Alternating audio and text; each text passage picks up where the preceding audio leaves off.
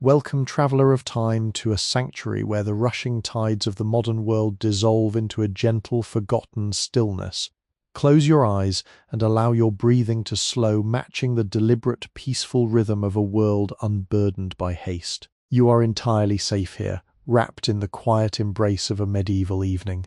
The air around you is cooling, softening the edges of the day, and inviting you to release the weight you have carried. Tonight we journey back to the year of our Lord 1220, stepping softly into the secluded, verdant heart of a Cistercian Abbey.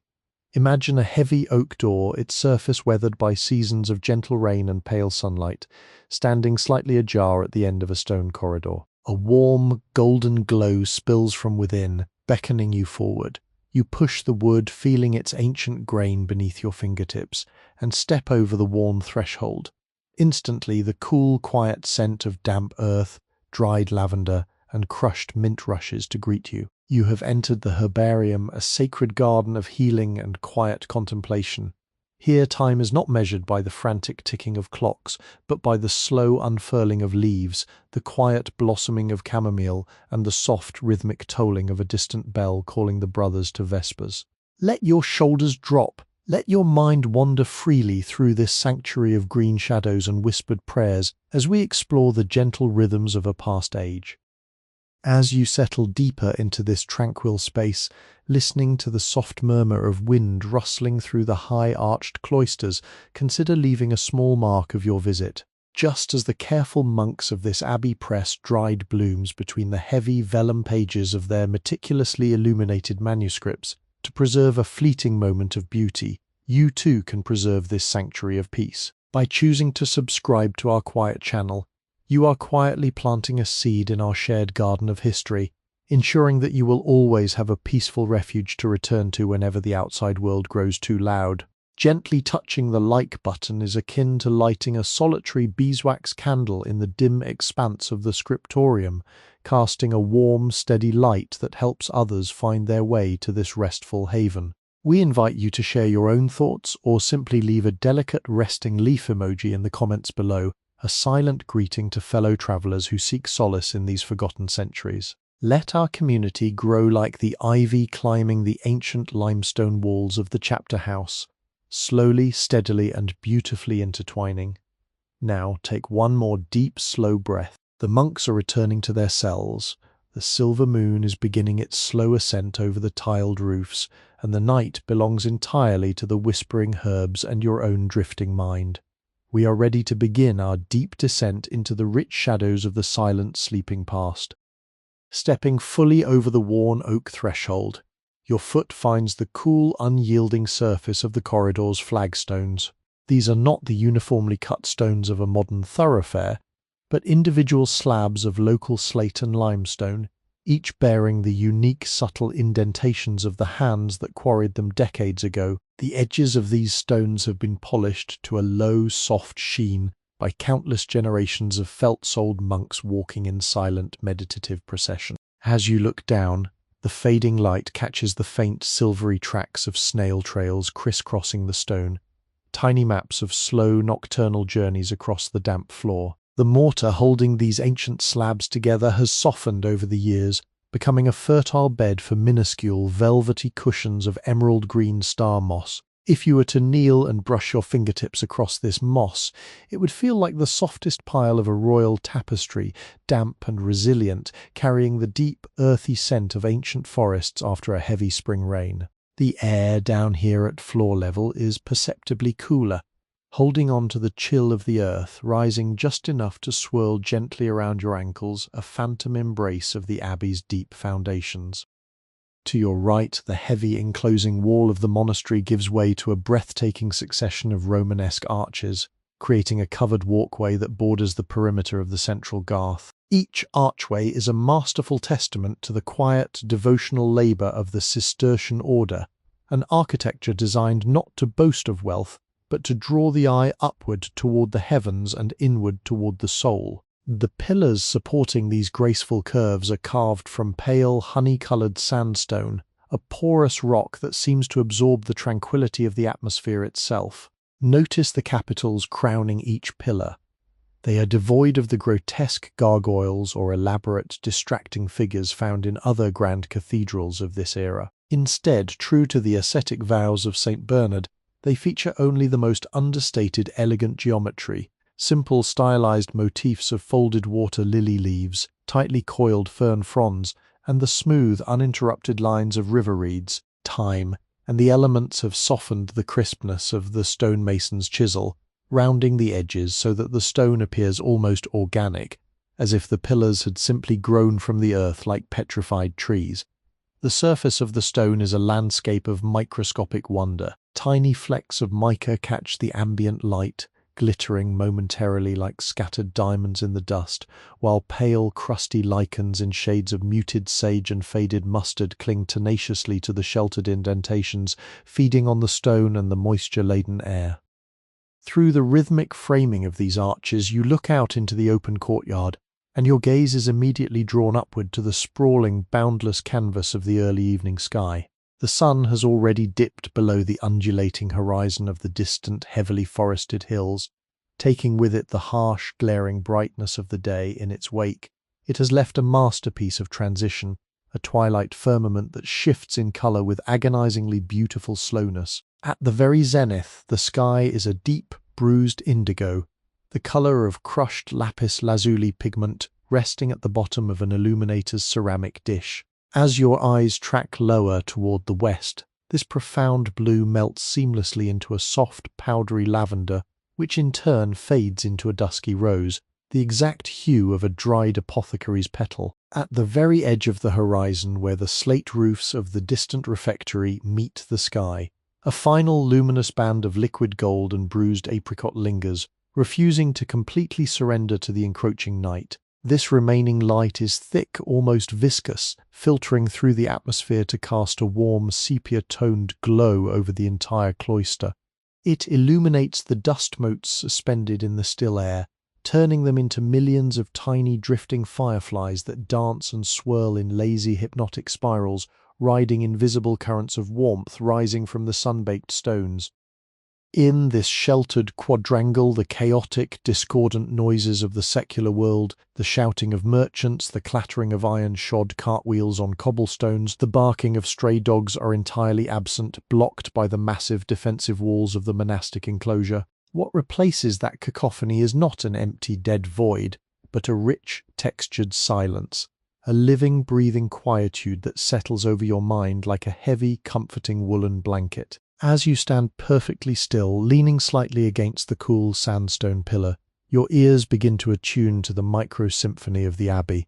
You can hear the infinitely soft, rhythmic sound of a single drop of condensation gathering on the edge of a lead-lined gutter above, swelling to its breaking point, and falling with a delicate, hollow, resonant plink into a stone basin filled with rainwater. Somewhere in the unseen distance, perhaps in the direction of the scriptorium, there is the incredibly faint, dry rustle of heavy vellum being carefully turned, a sound as soft as a dry leaf scuttling across a frosted lawn. Sudden, gentle evening breeze sighs through the cloister, a low, mournful, yet profoundly peaceful exhalation that catches the loose fabric of your imagined garments and whispers through the unseen eaves. It is a wind that has travelled over leagues of silent, sleeping forests and undisturbed meadows, carrying with it the profound, heavy slumber of the untamed wilderness, arriving here only to gently rock the sleeping herbs in their beds. You peel yourself away from the comforting support of the archway and step down a single, shallow stone step into the open air of the garth. The transition is immediate and profoundly sensory. The acoustic profile of the space shifts. The slight echo of the covered walkway vanishes, swallowed by the vast open sky and the sound-absorbing expanse of the earth. Beneath your feet, the hard, unyielding flagstones are replaced by a pathway of crushed, river-washed gravel. The stones are small, smooth, and rounded, ranging in colour from milky quartz to deep riverbed grey. They crunch softly, rhythmically beneath your weight, a steady, hypnotic metronome that marks your slow progression toward the heart of the herbarium. On either side of this pale gravel path, the manicured earth of the garden begins. The soil here is a testament to decades of patient, reverent cultivation. It is dark, almost black, rich with the decomposed organic matter of countless autumn leaves turned and aerated by the calloused hands of the cellarer and his assistants. It smells overwhelmingly of life and potential, a damp, incredibly grounding fragrance that bypasses the rational mind and speaks directly to ancient buried instincts. It is the scent of a cellar filled with stored root vegetables, the aroma of a forest floor immediately after a sudden torrential downpour, the rich, loamy perfume of the earth slowly turning on its axis, preparing for a long restorative sleep. As you walk further along the gravel path, the layout of the magnificent herbarium reveals itself in the fading, silvery light. The garden is divided into meticulous geometric beds, squares and rectangles of deep black earth laid out with the mathematical precision of a sacred text. Each bed is carefully bordered by a low, tightly woven wattle fence, standing no higher than your knee. These tiny fences are miniature marvels of rustic engineering, constructed from pliant, freshly cut willow and hazel branches, harvested from the marshy banks of the river that flows half a league beyond the abbey walls. The tight weave of the wood creates a physical boundary, whispering to the mind that within these small, enclosed spaces, something precious, potent, and deeply sacred is being quietly nurtured.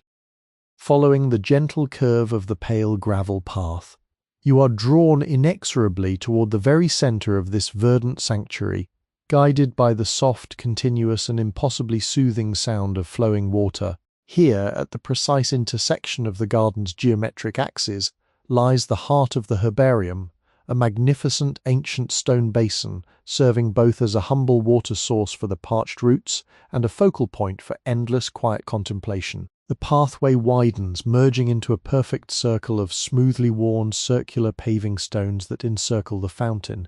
These stones are darker here, permanently saturated by the microscopic spray carried on the evening breeze, creating a slightly slippery, cool surface beneath your feet. In the center sits the basin itself, an immense circular vessel hewn entirely from a single colossal block of pale grey granite. The monks who carved this monument generations ago did not seek a perfect, glass-like finish.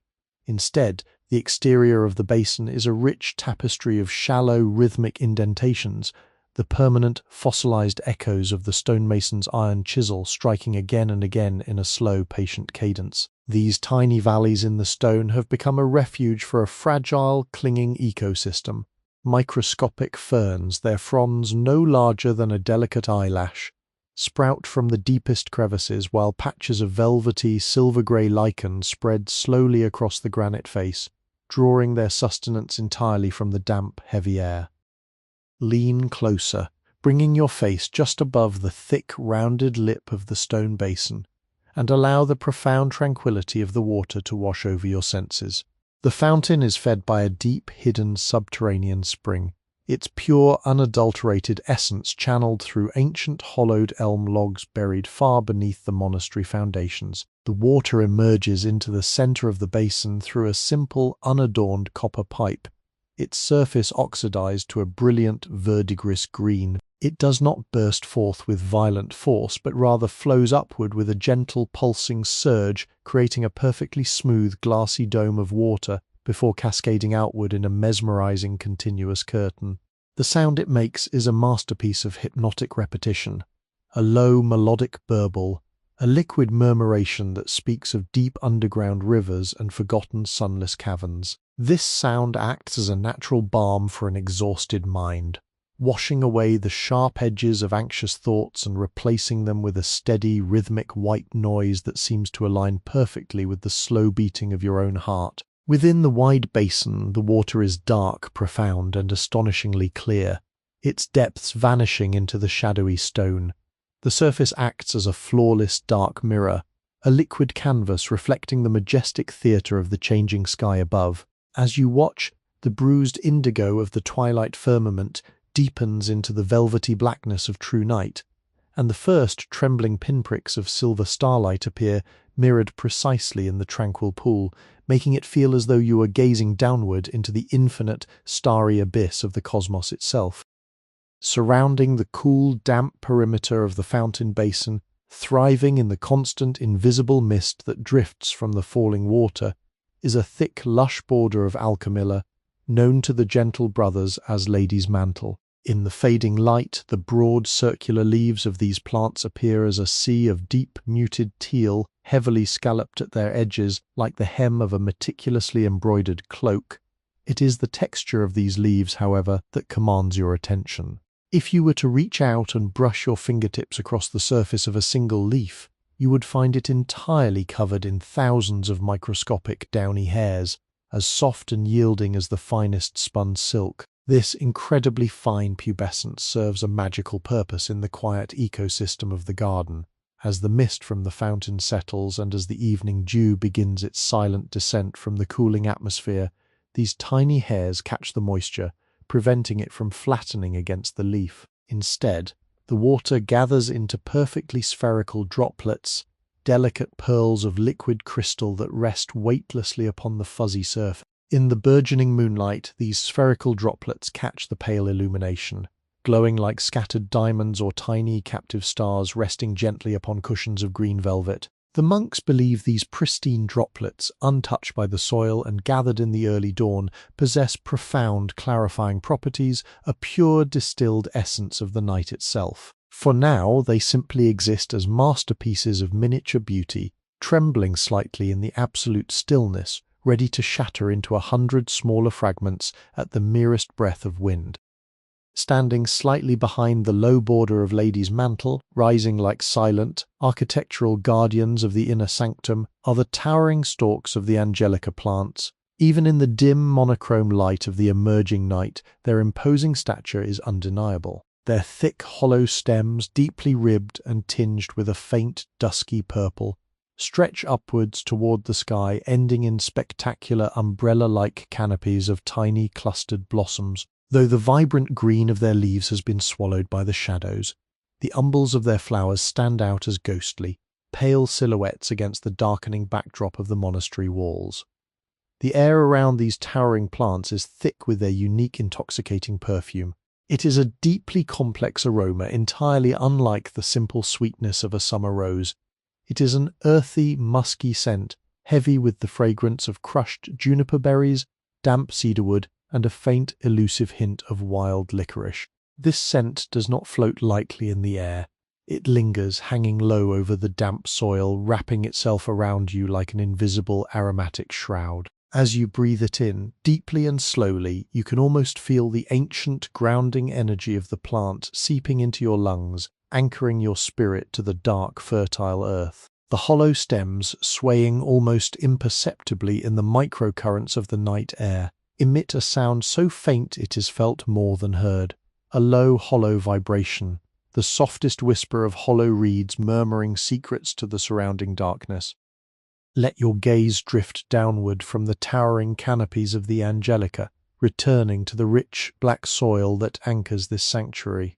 The transition from the pale gravel of the pathway to the dark loam of the garden beds is marked by the intricate wattle fencing, which reveals new layers of texture in the moonlight. The hazel and willow branches, woven with deliberate care, have begun to dry and cure, their bark splitting in microscopic fissures that expose the pale wood beneath. The scent of this drying wood, a dusty, slightly sweet aroma of seasoned timber, mingles with the heavy musk of the Angelica and the crisp mineral scent rising from the fountain's basin. Shadows stretch across the ground, cast by the moonlight filtering through the leaves. These shadows are not solid darkness, but intricate, shifting laceworks of grey and black, dancing in a slow, hypnotic choreography across the uneven soil. A single dry oak leaf, blown from the distant forest, rests upon the earth. Its edges are curled inward, fragile, its veins standing out like a delicate map. As you watch, the moisture from the soil begins to soften this brittle relic, slowly drawing it down, welcoming it back in a quiet, unseen process of return. This is the profound rhythm of the herbarium, a place where every ending is merely a soft, yielding prelude to a new beginning, a space completely detached from urgency, where time flows not in straight lines but in slow, eternal circles of gentle, unbroken peace. Reluctantly drawing your gaze away from the hypnotic liquid mirror of the central fountain, you turn your shoulders slowly toward the southern perimeter of the herbarium. Here, serving as both a protective windbreak against the biting northerly gales and a structural boundary for the inner sanctum, stands the imposing, magnificent exterior wall of the monastery's infirmary. As you drift silently along the pale gravel path toward this massive stone partition, you begin to notice a subtle, almost imperceptible change in the atmosphere. The cool, damp chill that hovered heavily directly above the fountain's basin gradually recedes, replaced by a remarkably gentle, dry, and comforting ambient warmth. This towering wall, meticulously constructed entirely from enormous roughly hewn blocks of local pale yellow limestone, has stood bathed in the uninterrupted brilliance of the daytime sun for the entirety of the long afternoon. Now, in the deepening, tranquil shadows of the early night, the stone acts as a colossal, passive hearth, slowly and generously radiating that captured, golden heat back out into the cooling evening air. If you were to extend your hand and press your open palm flat against the surface of the nearest limestone block, you would feel this profound residual warmth seeping directly into your skin, a deep, ancient, and endlessly soothing heat that feels like the comforting touch of a heavy, sun-drenched woolen blanket draped across your tired shoulders. The surface of this limestone wall is not a flat, featureless expanse, but a vast vertical landscape of extraordinary tactile complexity. As you trace your fingertips lightly across the face of the stone, you encounter a rough, beautifully uneven texture, pitted and pock-marked by the slow, relentless passage of decades and the patient erosion of winter rains. This particular type of stone is entirely composed of oolitic limestone, meaning that if you were to lean incredibly close, bringing your eyes mere inches from the surface, you would discover that the rock itself is formed from millions of microscopic, fossilized remnants of ancient marine life. Tiny, perfectly spiraled shells and the crushed, calcified fragments of prehistoric coral are permanently embedded within the dense matrix of the stone, silent, motionless testaments to an ancient ocean that covered this very land millions of years before the first foundational stone of the abbey was ever laid. The thick, pale mortar that firmly binds these massive prehistoric blocks together is a coarse, rustic mixture of river sand, slaked lime, and crushed, pearlescent oyster shells. In the burgeoning, silvery light of the ascending moon, these tiny shards of embedded shell catch the pale illumination, causing the mortar lines to faintly glimmer and sparkle in the dark, weaving a subtle, luminous net that stretches across the entire expanse of the towering infirmary wall.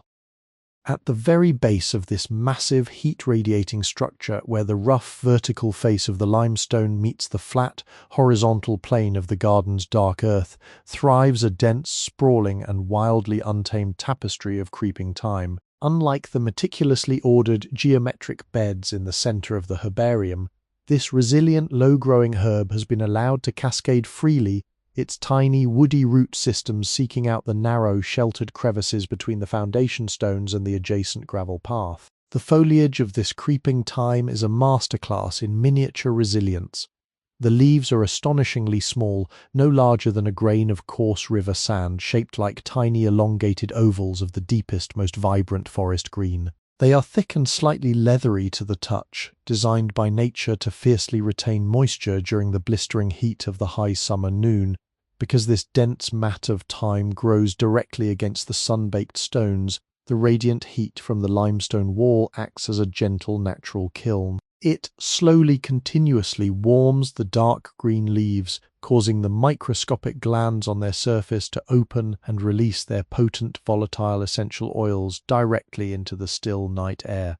The resulting fragrance is absolutely intoxicating, a deeply warming, profoundly grounding aroma that marries the sharp, clean, uplifting scent of crushed lemon peels with the heavy, resonant and dusty camphor notes of old sun-dried wood. As you breathe deeply, this complex herbaceous perfume fills your lungs, entirely clearing the mind of lingering thoughts and anchoring your senses entirely to the present, peaceful moment. If you let your eyes travel slowly upward from the fragrant bed of creeping thyme, scanning the lower half of the immense stone wall, you will notice a series of shallow, beautifully arched niches carved directly into the thick masonry. These small sheltered alcoves were deliberately integrated into the architecture by the original stonemasons to serve a very specific, nurturing purpose. They are safe havens, tiny stone wombs designed to protect the most delicate, fragile seedlings and the rarest newly acquired botanical cuttings from the unpredictable damaging forces of sudden spring frosts or heavy torrential downpours. Nestled safely within the deepest shadow of one such arched niche rests a single, perfectly rounded, unglazed terracotta pot. The clay from which this vessel was formed is the colour of rich, burnt sienna, a warm, earthy red that beautifully offsets the pale moonlit yellow of the surrounding limestone. The surface of the terracotta is entirely matte, porous, and wonderfully dry to the touch. If you were to run your thumb along the thick, gently flared rim of the pot, you could actually feel the incredibly subtle, rhythmic indentations left behind by the wet fingertips of the anonymous silent potter who shaped this vessel on a slow spinning wooden kickwheel many decades ago. The unglazed, porous nature of the fired clay allows the damp soil inside to breathe, creating a micro-environment of perfectly balanced cool humidity around the tender, unseen roots of the slumbering plant, resting within its protective embrace. Following the long, textured expanse of the limestone wall to its farthest shadowy corner, the pathway gently terminates at the entrance to the apothecary's inner sanctum. Here, set deeply within a massive recessed archway of perfectly dressed stone, hangs a heavy, imposing door of solid aged oak. The wood is exceptionally dark, almost the colour of bitter chocolate, having been meticulously and repeatedly rubbed down over the passing years with hot raw linseed oil to protect it from the dampness of the surrounding garden. This slow, deliberate process of preservation has given the ancient timber a dull, rich, and incredibly lustrous sheen that seems to absorb the moonlight rather than reflect it. The grain of the thick oak planks is deeply pronounced, rising and falling in undulating, hypnotic waves that map the slow, patient growth rings of a massive tree that once stood in a silent, primeval forest. Stretching horizontally across the dark wood, binding the thick planks securely together, are two massive, hand-forged wrought iron hinges. These pieces of metalwork do not possess the sleek, uniform perfection of modern manufacturing. Instead, they are beautifully rustic, stretching out like the dark, irregular branches of a winter tree across the face of the door. The surface of the black iron is incredibly rough and heavily dimpled, bearing the permanent, overlapping and rhythmic strike marks of the blacksmith's heavy hammer, fossilized echoes of glowing coals and ringing anvils from a bygone era. Affixed to the right-hand side of this heavy oak door, serving as the only means of entry, is a large circular iron ring, functioning as both a handle and a simple latch. The outside edge of the ring still bears the rough, pitted texture of the forge, but the inner curve, the exact place where countless monks have curled their fingers to pull the heavy timber open, has been worn down to a spectacularly smooth, silver-grey finish by decades of gentle, repetitive friction. Beneath the heavy bottom edge of the door, where the dark oak meets the uneven surface of the flagstone threshold, a very thin, perfectly horizontal sliver of warm golden candlelight manages to escape from the room beyond. Accompanying this tiny, reassuring thread of light is an incredibly complex, dry and powdery draught of air that slips quietly out into the cool night. It is a completely different olfactory world from the damp, living soil of the garden. This escaping draught carries the concentrated, preserved essence of the entire herbarium, the sweet, dusty scent of deeply dried lavender blossoms resting in burlap sacks, the rich, honeyed aroma of melted beeswax used for sealing heavy ceramic jars, and the sharp, medicinal tang of dried willow bark and crushed apothecary's rose, all mingling together in a silent, invisible symphony of healing, inviting you to imagine the quiet, meticulous labour occurring just beyond the threshold. As you curl your fingers around the massive circular iron ring, you can feel the residual chill of the evening metal contrasting beautifully with the natural, quiet warmth of your own skin. You press down on the heavy thumb latch with a slow, deliberate weight. There is no sharp click, no jarring metallic snap, but rather a dull, heavy scrape of ancient iron sliding over ancient iron, a sound softened by centuries of continuous gentle use and the thick layer of dark grease applied carefully by the monks to prevent the devastating spread of rust. You pull the heavy oak door toward you, and it swings open with a low, profoundly satisfying groan. the wrought iron hinges offering just enough resistance to remind you of the incredible mass and density of the wood. You step over the high, worn stone threshold, your feet leaving the shifting gravel of the garden path to find the solid, wide, and remarkably even planks of a deeply polished oak floor. Slowly, respectfully, you push the heavy door closed behind you. It settles back into its deep stone frame with a muffled, resonant thud. In that single final sound, the damp, whispering night of the outdoor herbarium is instantly and entirely severed, effectively sealing you inside a perfectly preserved cocoon of absolute golden silence. The immediate shift in the atmosphere is nothing short of miraculous. The air inside this hidden chamber is a complete inversion of the heavy, moisture-laden environment hovering over the bubbling fountain outside. Here, the climate is remarkably dry, deliberately maintained to protect the fragile, harvested botanicals from the destructive forces of mildew and rot. As you take your first slow breath within the antechamber, you are met with an olfactory tapestry of staggering, overwhelming complexity. It is not the fresh, sharp scent of living, breathing plants, but rather the concentrated, heavy, and profoundly sweet essence of preservation. The dominant note is the dusty, herbaceous perfume of profoundly dried lavender, a scent that seems to instantly lower your heart rate and loosen the tense muscles at the base of your neck. Woven beneath this calming floral canopy are the warm, spicy undertones of dried cloves, the deeply resinous, sticky aroma of fresh propolis scraped from the abbey's apiary, and the dry, papery scent of old, crumbling parchment. It smells of quiet patience, of careful labor, and of a profound, enduring safety. It is the scent of a room that has harbored nothing but healing intentions for 100 uninterrupted years. Your eyes, still adjusted to the pale, silvery illumination of the moonlit garden, begin to slowly adapt to the remarkably soft, dim light of the interior. The sole source of illumination in this quiet workspace is a solitary, magnificently thick pillar of raw, unfiltered beeswax, resting heavily in the center of a wide, shallow dish of hammered copper. The candle itself is a work of humble, rustic art.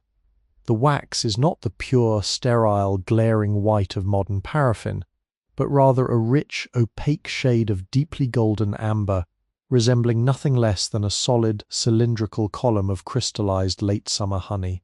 The flame dancing at the tip of the thick woven hemp wick is small, teardrop-shaped and incredibly steady, barely trembling in the completely still air of the closed room.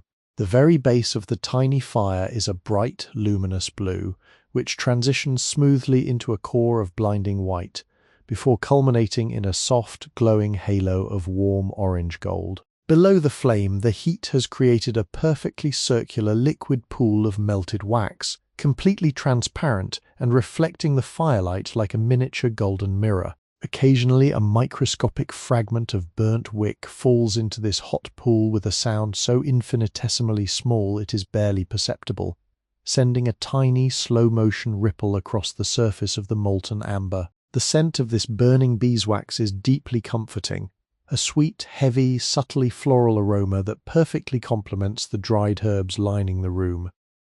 The golden light radiating from this single candle is not strong enough to banish all the shadows. Instead, it creates an atmosphere of deep, comforting contrasts. It casts a warm, spherical glow that extends perhaps 6 feet in every direction, illuminating the dust motes that hang suspended in the still air. These tiny, weightless particles of dried leaves and pollen drift slowly through the halo of light, catching the golden illumination and sparkling momentarily like microscopic, drifting stars or flakes of incredibly fine gold leaf, dancing in a slow, hypnotic waltz. Beyond this sphere of light, the corners of the room dissolve into deep, velvety pools of impenetrable shadow, suggesting a space much larger and more mysterious than it truly is. These shadows do not feel menacing or cold. They feel incredibly protective, like the heavy draped folds of a dark woolen blanket pulled tightly around you on a freezing winter night. Directly beneath the warm glow of the copper candle dish sits the absolute heart of the apothecary's daily labor, a massive waist-high preparation table. This extraordinary piece of furniture has not been elegantly crafted by a fine carpenter. It has been brutally and beautifully hewn from a single colossal cross-section of an ancient fallen elm tree. The legs supporting this immense slab are as thick as the main beams of a ship, pegged securely into the floorboards to ensure the table never sways or shudders during the heavy work of pounding and grinding. The surface of this elm table is a vast, sprawling, and deeply intimate topographical map of decades of gentle, meticulous labor. The wood, naturally a pale golden brown, has been stained over generations into a rich, complex mosaic of deep, permanent colors.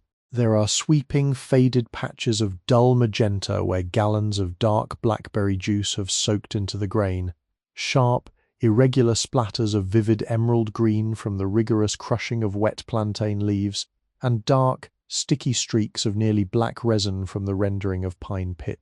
The very edge of the table where countless robed monks have stood and leaned their bodies forward to work has been polished to a spectacular, glass-like smoothness by the slow, continuous friction of rough homespun wool against the hard elm, creating a rounded, incredibly tactile rim that begs to be traced by a wandering hand. Resting with heavy, unyielding purpose upon the right-hand corner of this magnificent work table is the primary instrument of the apothecary's trade, a massive mortar cast from solid, unpolished bell bronze. The metal is incredibly dense and heavy, exuding a profound sense of permanence. It does not gleam with a brilliant shine, but rather possesses a dull, oxidized, dark olive patina, born from years of exposure to acidic plant juices and the damp air of the changing seasons. The exterior of the bronze bowl is entirely smooth save for a single raised ring near the rim, while the interior is intentionally rough, heavily scuffed and scratched by decades of relentless circular friction. Lying completely still beside the heavy bowl is its faithful companion, a long, thick pestle made of pure, tightly grained white marble.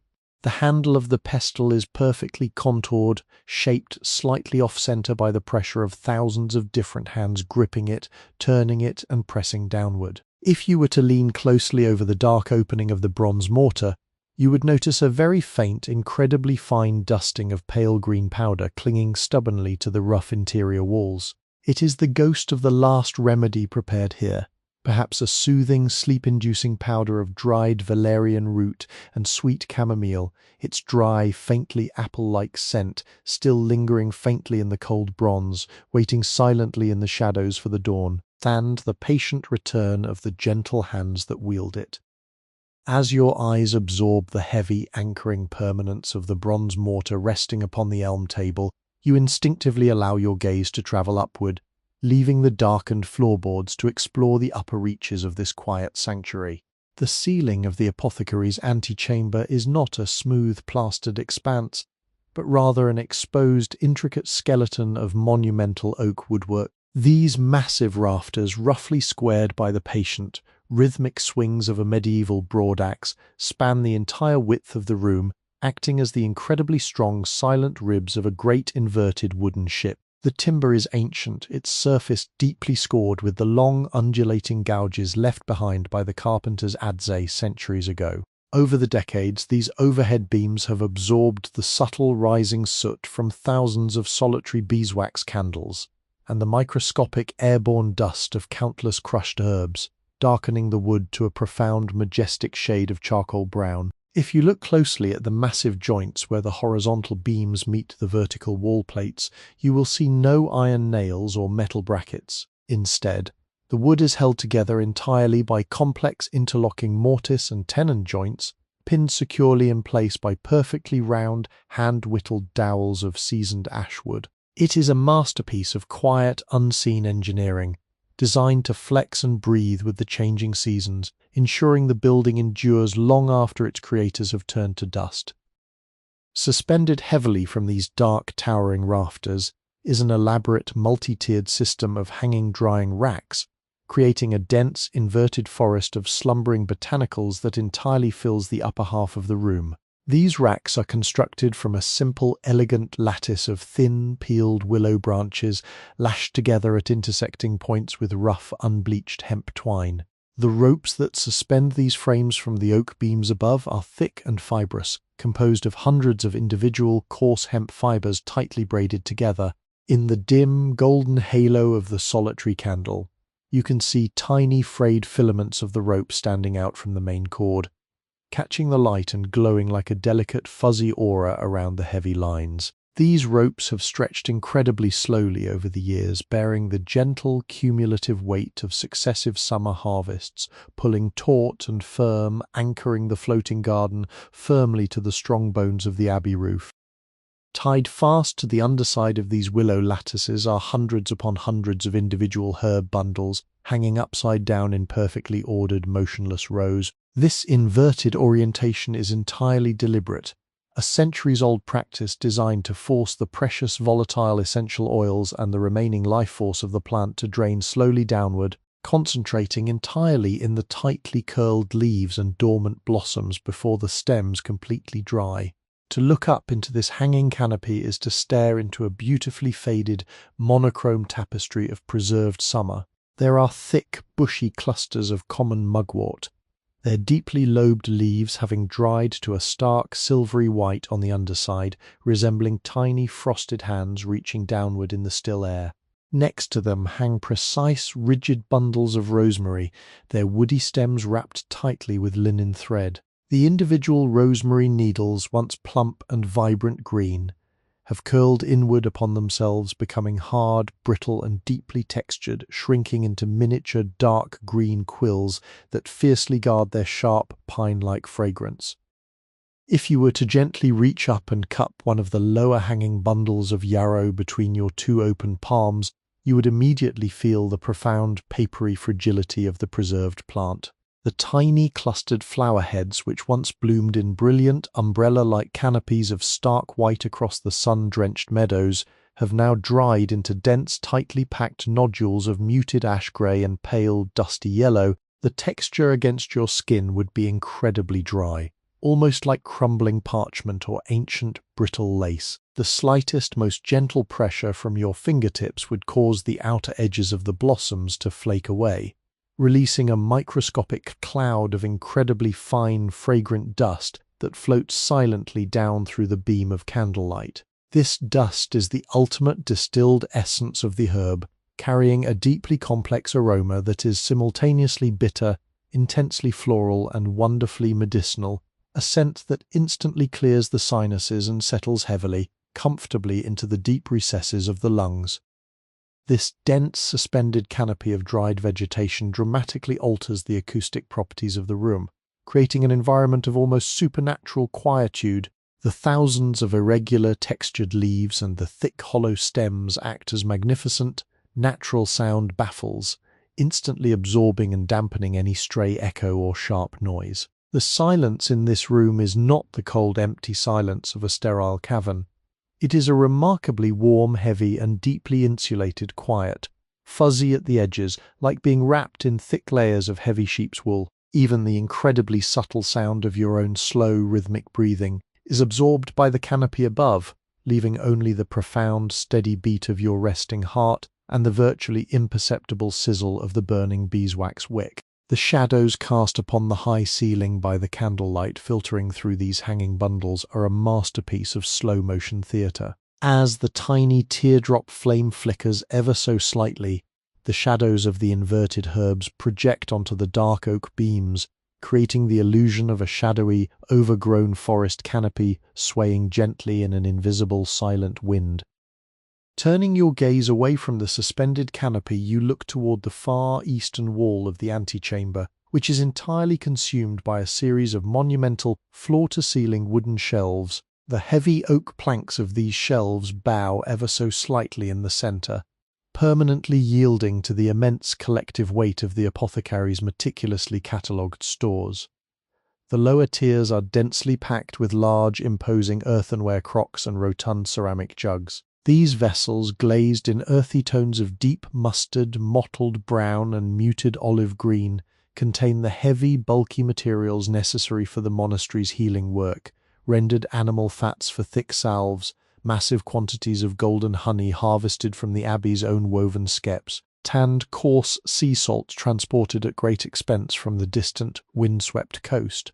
The mouths of these heavy crocks are tightly sealed.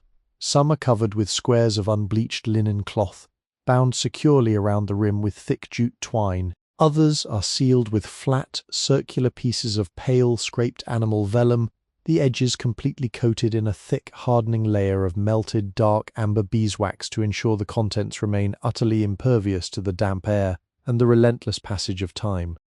However, it is the uppermost shelves residing in the faintest reaches of the candlelight that hold the true visual treasure of the room. Here, arranged in meticulous shining rows, sits the apothecary's precious collection of early medieval glassware. This is not the perfectly clear, flawless and uniform glass of modern times.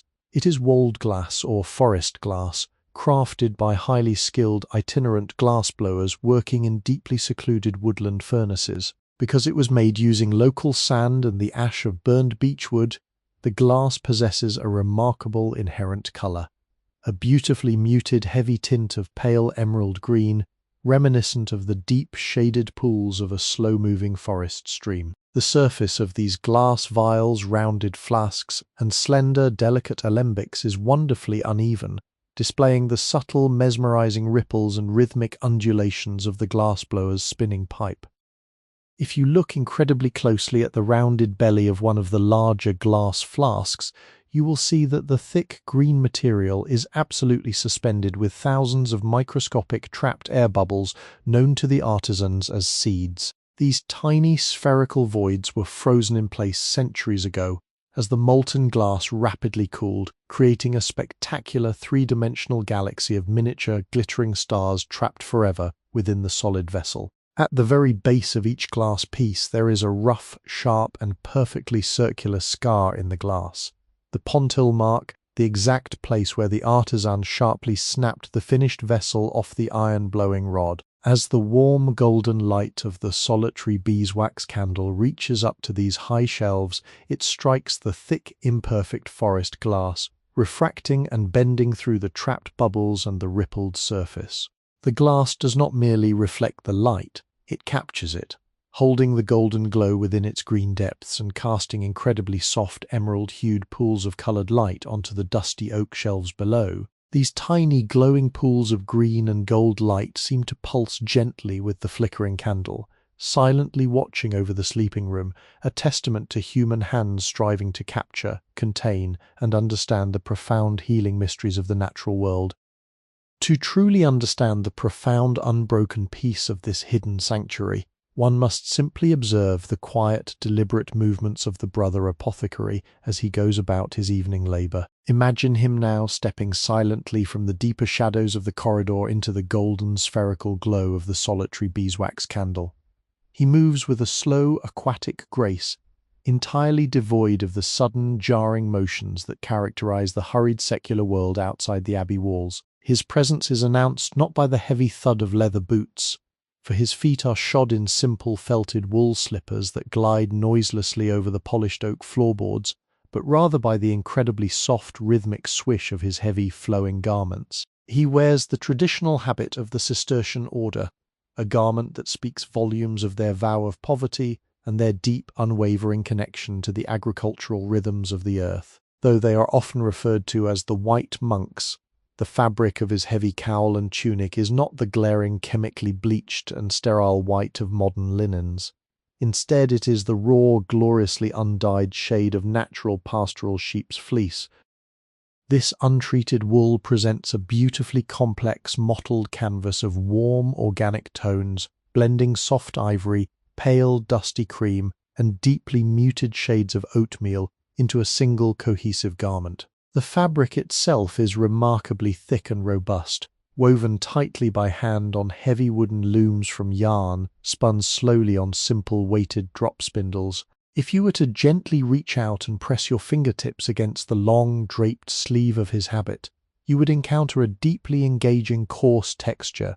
The yarn is beautifully irregular, thick in some places and wonderfully thin in others, creating a landscape of microscopic bumps and ridges across the surface of the heavy cloth. You could feel the stiff, bristly guard hairs of the sheep's fleece protruding slightly from the softer, insulating undercoat, a tactile reminder of the rugged, wind-swept moorlands where the monastery's flock silently grazes. Because the wool is left entirely in its natural state, it retains a heavy, deeply comforting concentration of raw lanolin.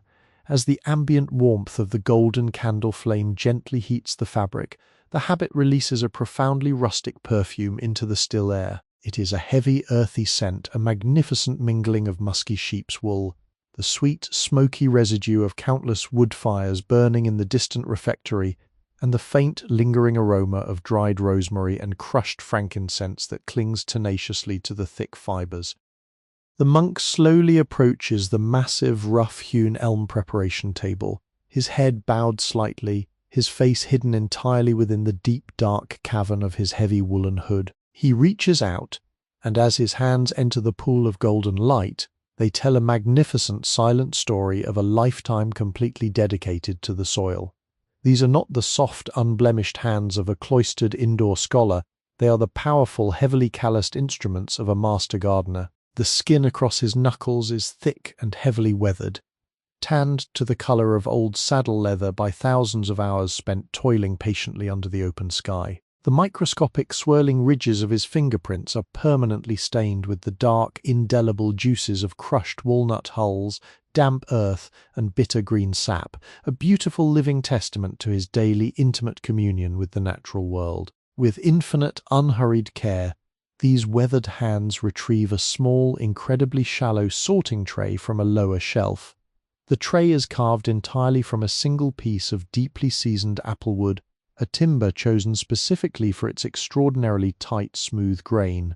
Decades of constant, gentle use have polished the interior surface of the wooden tray to a spectacular, dull sheen, wearing away the sharp edges until the entire object feels as completely smooth and organic as a large, river-washed stone resting quietly in the palm of your hand. From a small, tightly woven linen sack resting gently on the edge of the heavy table, the apothecary pours a modest handful of newly dried fennel seeds into the center of the applewood tray. The sound this simple action creates is a masterpiece of miniature hypnotic acoustics. As the thousands of tiny dry seeds cascade from the soft linen sack and strike the smooth polished wood, they produce a continuous, incredibly soft rushing noise, exactly mimicking the deeply soothing sound of a gentle, sudden rain shower sweeping across a vast canopy of dry autumn leaves. Once the seeds are resting peacefully in the tray, the monk begins the slow, incredibly deliberate process of sorting.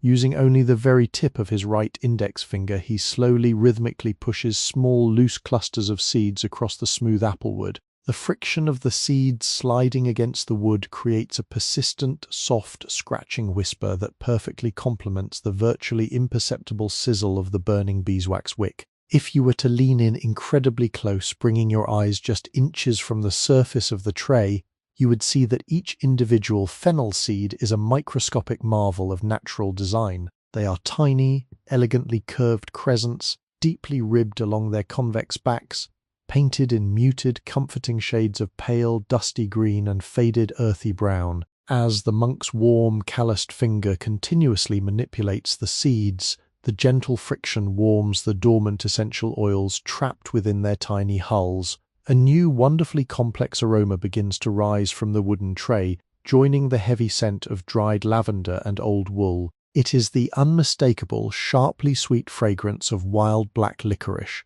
intertwined beautifully with incredibly subtle, warming notes of dry citrus peel and sweet, crushed anise. Having meticulously separated the perfectly formed, viable seeds from the broken fragments and tiny, weightless flecks of pale, papery chaff, the apothecary prepares to carefully label his harvested bounty.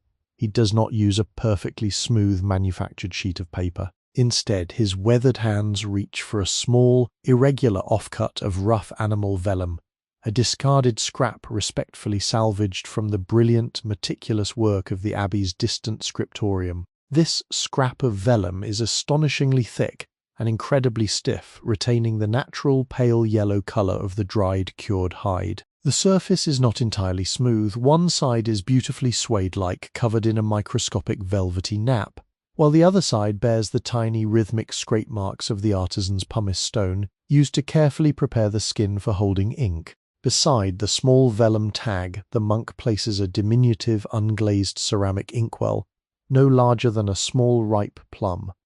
Inside this humble vessel rests a small quantity of heavy iron gall ink, mixed entirely by hand within these very walls. It is an astringent, profoundly dark liquid, created from the slow, patient maceration of crushed, parasitic oak galls, dissolved iron sulfate, and crystallized gum arabic, imported from distant sun-scorched lands. The scent of this ink is sharp, profoundly metallic, and intensely tannic, smelling faintly of wet, rusting iron and the deep, rich decay of a damp, ancient forest floor.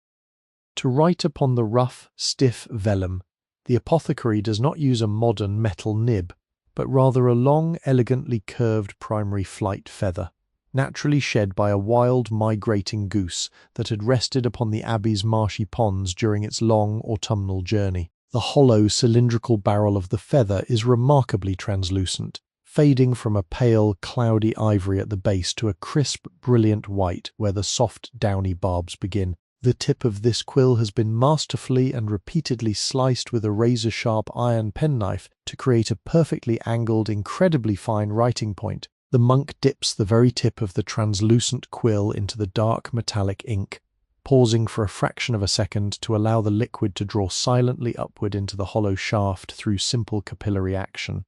Then, with a slow, incredibly practiced motion, he begins to press the inked nib against the stiff, textured surface of the vellum scrap. The sound of the writing is perhaps the most profoundly soothing noise in the entire room. It is a slow, rhythmic, and delightfully scratchy friction, a dry, papery drag that completely echoes the quiet, unbroken passage of time itself. With each slow, deliberate curve of the beautifully formed, sweeping Gothic script, the deep, purplish-black ink flows heavily from the quill, instantly soaking into the porous, velvety surface of the vellum, permanently recording the name of the herb, the precise date of the harvest, and the quiet, tendering legacy of a single, utterly peaceful evening. Having meticulously secured the rough vellum tag to the linen sack of fennel seeds with a thin, unbleached thread, the apothecary gently sets the fruits of his labour aside. As the deepest hours of the evening approach, a subtle, creeping chill begins to slowly permeate the thick limestone walls of the monastery, descending from the high, shadowed rafters to brush lightly against the oak floorboards. To ward off this damp cold and to soothe his tired body before the eventual call to the midnight office of Matins, the monk turns his attention to a small secondary workstation nestled quietly in the darkest, most sheltered corner of the room. Here, resting securely upon a raised, remarkably smooth slab of dark grey slate, sits a heavy, three-legged brazier cast entirely from solid iron. The metal is thick, wonderfully dense, and entirely blackened by years of continuous, gentle use, designed specifically to capture, hold, and slowly radiate a deeply comforting, enduring heat throughout the long, silent hours of the night. Inside the deep, bowl-like hollow of the iron brazier lies a thick, insulating bed of deeply piled, incredibly fine wood ash. This ash is the accumulated silent ghost of countless winter fires, reduced to a substance so unbelievably soft and weightless that it resembles a miniature landscape of freshly fallen pale grey snow. With slow, deliberate movements, the monk reaches for a small, beautifully hand-forged iron poker, its handle smoothed to a dull shine by decades of grip. He gently, rhythmically parts the soft dunes of pale ash, scraping the iron tip against the heavy bottom of the brazier. The sound is a low, incredibly dry, powdery rustle, like the turning of a very old, incredibly fragile page. Beneath the thick, protective blanket of grey powder, a cluster of slumbering embers from the afternoon fire is finally exposed. They do not burst into sudden flame, rather they pulse with a low, sullen, and incredibly deep shade of muted, dusky orange, like the slowly beating heart of a sleeping creature hidden within the iron shell. From a woven wicker basket resting on the floor, the apothecary retrieves several fresh lumps of hardwood charcoal. This charcoal has been produced with immense care by the abbey's own foresters, created from dense, seasoned oak, slowly baked in earthen mounds absent of oxygen. The lumps are profoundly black, possessing a deeply fractured, heavily cracked surface that gleams with a slightly iridescent metallic sheen in the dim light. The monk places these black, porous stones delicately atop the glowing orange embers. He then leans his head down, bringing his face close to the iron rim of the brazier, and releases a long, slow, and incredibly steady exhalation of breath. This gentle whispering current of air sweeps over the coals, instantly feeding the dormant fire. The transformation is absolutely mesmerizing. The dull, dusty orange instantly flares and brightens, rushing across the cracked surface of the fresh charcoal and igniting it into a brilliant, intensely luminous shade of translucent ruby red. A wave of profound, deeply comforting heat immediately washes outward, striking the monk's weathered face and hands, accompanied by the incredibly faint, incredibly dry scent of pure wood smoke, an ancient, grounding aroma that smells of deep winter nights and absolute safety. To prepare his evening tisane, the monk lifts a small round-bellied copper kettle from a lower shelf. The exterior of this vessel is a breathtaking masterclass in tactile history. It was shaped long ago by a master coppersmith, whose heavy hammer left behind thousands of tiny, overlapping, shallow indentations that cover the entire surface like the delicate scales of a resting fish. The very bottom of the kettle is completely and permanently blackened by years of intimate contact with the soot of the charcoal fire, while the upper dome and the elegant curving spout retain a beautiful warm rosy golden hue that greedily drinks in the flickering firelight. The handle is an arched band of thick iron, entirely and tightly wrapped in completely undyed coarse hemp twine. This thick fibrous wrapping serves as a beautiful rustic insulator, protecting the monk's bare hands from the intense heat of the boiling metal, its rough texture providing a deeply secure, comforting grip. He unstoppers a tall, slender pitcher made of heavily grogged, deeply porous, unglazed terracotta. Inside this earthen vessel rests water that was drawn at dusk from the deep, limestone-filtered spring bubbling up silently near the perimeter of the cloister walls. As he tips the heavy pitcher, pouring the cold water into the wide mouth of the copper kettle, the room is filled with a magnificent, evolving acoustic journey. The very first splash of water striking the dry, resonant copper floor rings out with a hollow, surprisingly bright, and echoing plink. However, as the heavy water continues to cascade and the vessel slowly fills, this sharp sound gradually, beautifully deepens into a lower, richer, and far more muted, bubbling gurgle. The scent of this falling water is remarkably distinct. It smells incredibly clean, heavy with microscopic, dissolved minerals, carrying the faint, pristine, and profoundly damp aroma of deep wet stone and untouched subterranean caverns. The monk carefully places the heavy, water-filled kettle onto the sturdy iron trivet suspended directly above the glowing, ruby-red coals. Now begins the profound, meditative discipline of waiting. The transfer of heat is not instantaneous, but rather a slow, deliberate, and deeply natural alchemy. At first, there is nothing but the absolute heavy silence of the room, punctuated only by the occasional, microscopic click of the expanding charcoal. Then a virtually imperceptible, incredibly low-frequency vibration begins to hum through the heavy metal of the kettle. If you were to peer inside the copper dome, you would witness the slow birth of the boil. At the very bottom of the blackened floor, microscopic, perfectly spherical bubbles of air begin to form, clinging stubbornly to the rough copper indentations. They swell incredibly slowly, trembling under the gathering heat, before finally breaking free and floating silently, lazily up through the cold water to burst without a sound upon the still surface. As the heat intensifies, the acoustic profile of the kettle entirely transforms. The silent vibration evolves into a soft, continuous, and deeply hypnotic sizzle. It is a gentle, whispering murmur, a steady, rushing breath that the older brothers affectionately refer to as the kettle singing. It is arguably the most profoundly comforting, domestic sound in the entire monastery.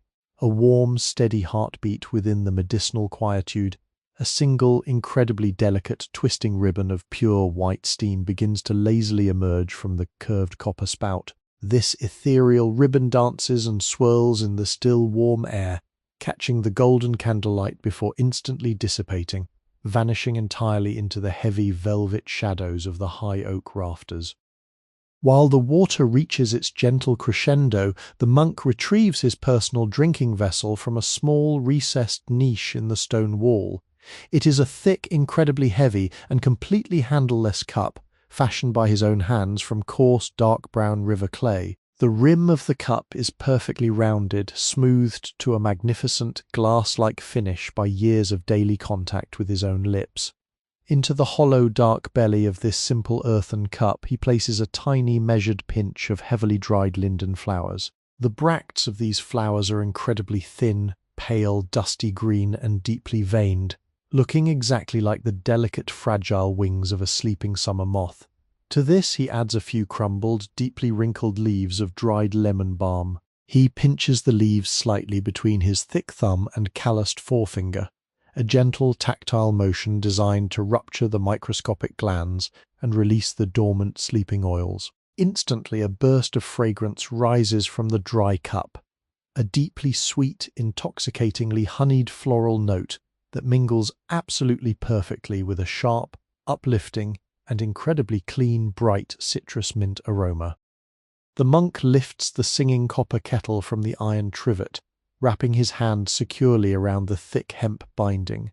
He gently tilts the glowing spout. The steaming heavy water cascades downward in a flawless, transparent arc, plunging forcefully over the dry, waiting botanicals resting in the dark clay. The sound is a sudden, deeply satisfying, soft, rushing sigh. The completely dry leaves and fragile blossoms instantly unfurl, rehydrating in a frantic, microscopic and beautiful dance of rapidly expanding plant cells. Incredibly thick, billowing cloud of heavily fragrant, hot steam instantly blooms upward from the mouth of the cup, rising to wrap the monk's weathered face in a warm, moist, and heavily perfumed embrace. The water, initially perfectly clear, begins a slow, mesmerizing, and deeply beautiful visual transformation. The deep, essential healing compounds of the linden and the lemon balm bleed effortlessly into the heat, turning the liquid first into a pale, ghostly, translucent yellow, which slowly, steadily deepens and darkens into a rich, heavy, sunlit amber. The suspended particles of the crushed herbs swirl lazily in a slow, hypnotic miniature vortex. The monk wraps his large, heavily calloused hands completely around the thick clay cup. The intense, comforting, radiating heat immediately bleeds through the porous ceramic wall, soaking deeply and thoroughly into his chilled palms and aching, tired joints. He stands perfectly still in the dim light, entirely anchored to the earth by the heavy weight of the cup, wholly consumed by the profound, unbroken, and perfect tranquility of the steeping tisane. As the deep, permeating warmth of the linden and lemon balm tisane settles heavily and comfortably into his chest, the monk places the empty, dark clay cup gently onto the rough-hewn elm worktable. The quiet satisfaction of the warm drink seems to slow his already measured movements, wrapping him even further in the profound, insulated peace of the nocturnal apothecary. He turns his attention away from the softly glowing ruby-red coals of the iron brazier and steps softly toward a recessed, heavily shadowed shelving unit built directly into the thick northern wall of the chamber. Here, resting securely on a thick, dark plank of polished cedar wood, sits a magnificent vessel of hand-blown, remarkably heavy glass. This large cylindrical jar is the silent, patient heart of the monastery's slowest medicinal alchemy, the long, quiet maceration of infused healing oils. The glass itself is incredibly thick, perhaps a full inch deep at its rounded base, and completely devoid of modern sterile clarity. It is heavily seeded with tiny trapped air bubbles and possesses a wonderfully uneven, wavering surface that effortlessly distorts the dim candlelight into 1,000 tiny, shimmering golden fractures. The heavy protective lid of the jar is fashioned from a solid disc of tightly grained cork, sealed completely around its circumference with a thick, impermeable ring of dark, melted beeswax to ensure no stray draught or microscopic speck of dust can ever disturb the sleeping liquid within. Inside this heavy glass vault rests a generous quantity of incredibly rich, cold-pressed olive oil, transported with great care and immense expense from the distant, sun-drenched, terraced groves of the Mediterranean south. This oil is not the pale, thin, and highly refined liquid of later centuries. It is profoundly thick, delightfully viscous, and boasts a deeply vibrant, heavy shade of verdant green gold. Suspended motionlessly within this thick liquid amber is a vast, dense multitude of completely dried calendula blossoms, known to the gentle brothers simply as pot marigold. Even in the deeply muted, monochromatic shadows of the moonlit room, these fragile petals stubbornly retain a breathtaking, astonishingly vivid hue of burning deep orange and brilliant yellow. They look exactly like thousands of tiny captured fragments of a fading summer sunset, preserved entirely intact beneath the heavy, silent weight of the golden oil. For 3 full unbroken cycles of the moon, this heavy glass jar has sat undisturbed on a sunlit windowsill in the high scriptorium, allowing the gentle daily warmth of the sun to slowly, patiently and thoroughly coax the deeply concentrated healing and powerfully soothing resins from the fragile papery petals directly into the embracing fatty lipid base. Now, the long silent alchemy is finally complete. The monk carefully unseals the thick cork lid, the breaking of the hard beeswax seal producing a very soft, deeply satisfying, and remarkably muted crinkling sound. As the jar is fully opened, a beautifully heavy, incredibly rich aroma gently rolls out into the still air of the antechamber. It is a profoundly comforting, deeply grounding scent that completely marries the thick, heavy, slightly grassy, and wonderfully fatty aroma of the unrefined olive oil, with the deeply earthy, distinctly musky, and faintly resinous perfume of the crushed calendula flowers. To separate the freshly infused oil from the spent, exhausted petals, the apothecary prepares a large, wide-mouthed and beautifully shallow straining bowl made of heavily glazed, deep forest green stoneware. Over the wide mouth of this heavy bowl he drapes a large, perfectly clean square of unbleached muslin cloth. The fabric is loosely woven, possessing a wonderfully coarse, incredibly open texture, with tiny, clearly visible gaps between the intersecting, rough cotton threads.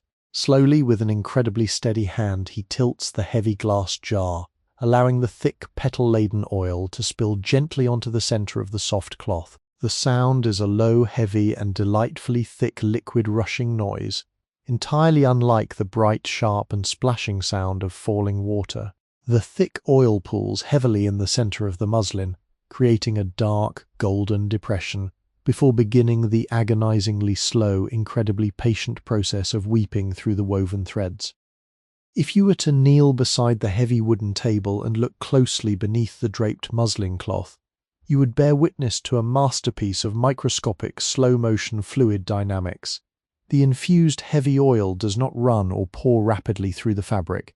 It gathers. Microscopic beads of golden liquid emerge incredibly slowly from the tiny gaps in the woven cotton, swelling and merging together on the underside of the cloth to form a single, perfectly smooth and incredibly heavy droplet. This droplet stretches downward in a long, beautifully agonizing golden thread, clinging tenaciously to the fabric overhead, stretching longer and thinner until gravity finally, gently overcomes the surface tension. With a sound so incredibly soft it is almost entirely imagined, a profound, deep, liquid and hollow thwomp, the heavy droplet falls, striking the dark, glossy green surface of the stoneware bowl. The tiny impact sends a single, flawlessly circular, and incredibly slow ripple expanding outward across the gathering pool of liquid gold.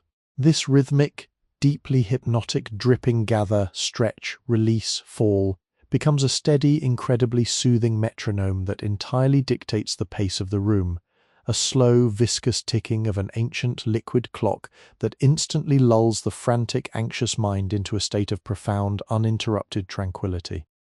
While the heavy, golden oil continues its impossibly slow, rhythmic descent into the waiting bowl, the apothecary turns his deeply focused attention to the preparation of fresh, clean bandages for the monastery's infirmary. From a large, heavy, cedar-lined chest resting quietly upon the floorboards, he lifts a substantial, weighty bolt of raw, completely undyed linen.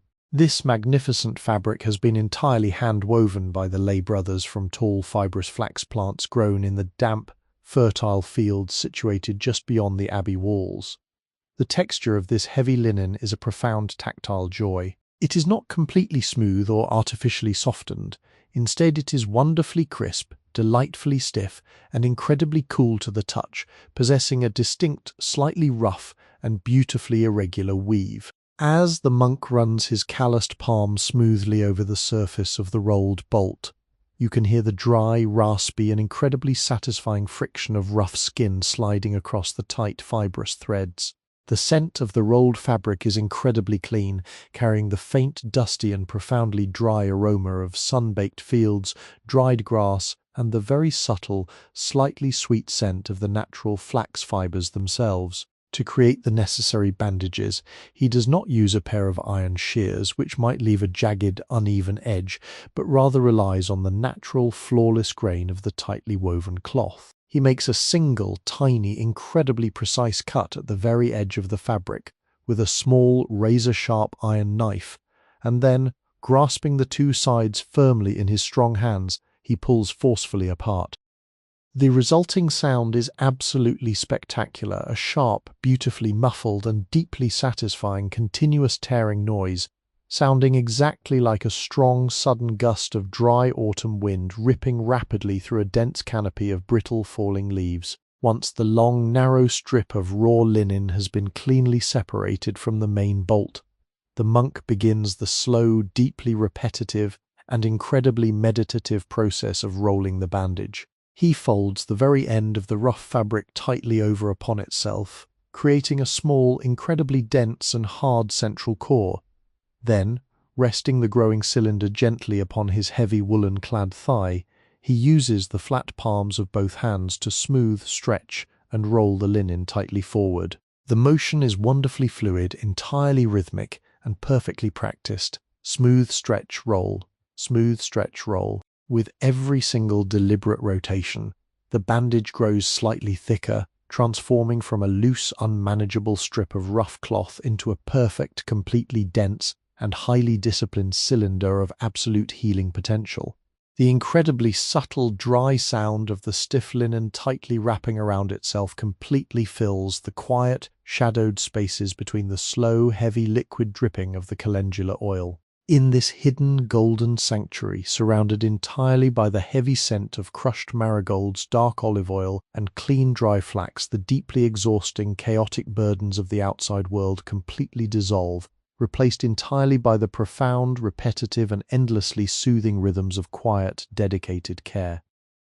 With the final rough-edged strip of raw, unbleached linen perfectly transformed into a dense, highly disciplined cylinder of healing potential, the apothecary prepares to carefully store his evening's work. He turns his body incredibly slowly, his heavy natural wool habit whispering softly against the dark, polished oak floorboards, and approaches a magnificent, deeply shadowed wooden chest resting heavily in the far corner of the antechamber. This chest is not constructed from the common sturdy oak of the building's massive framework, but entirely from thick, deeply seasoned planks of fragrant red cedar.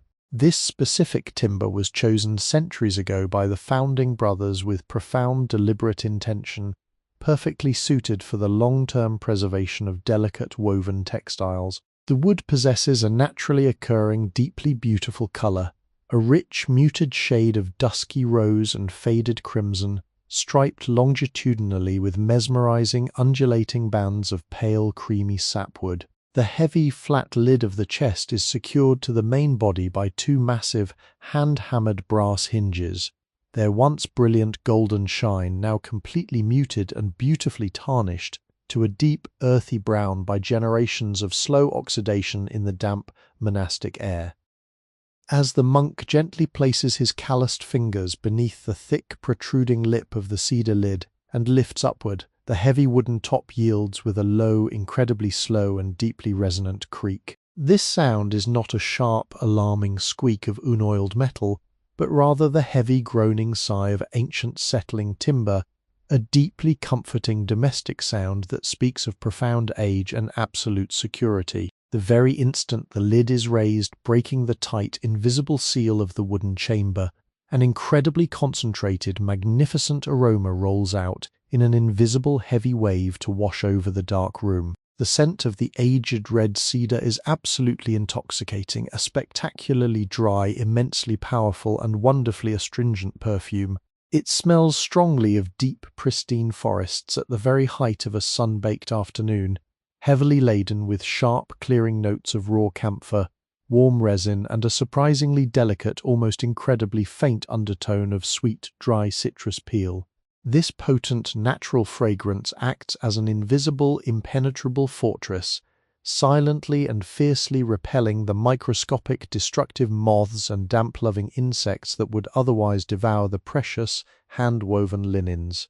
The monk gently arranges the tight, perfect cylinders of raw linen in precise, neat rows inside the dark belly of the chest, his hands moving with the slow, reverent care of a priest handling sacred relics, before allowing the heavy cedar lid to slowly, softly descend, closing with a profound, muffled thud that completely seals the fragrance back within its wooden vault.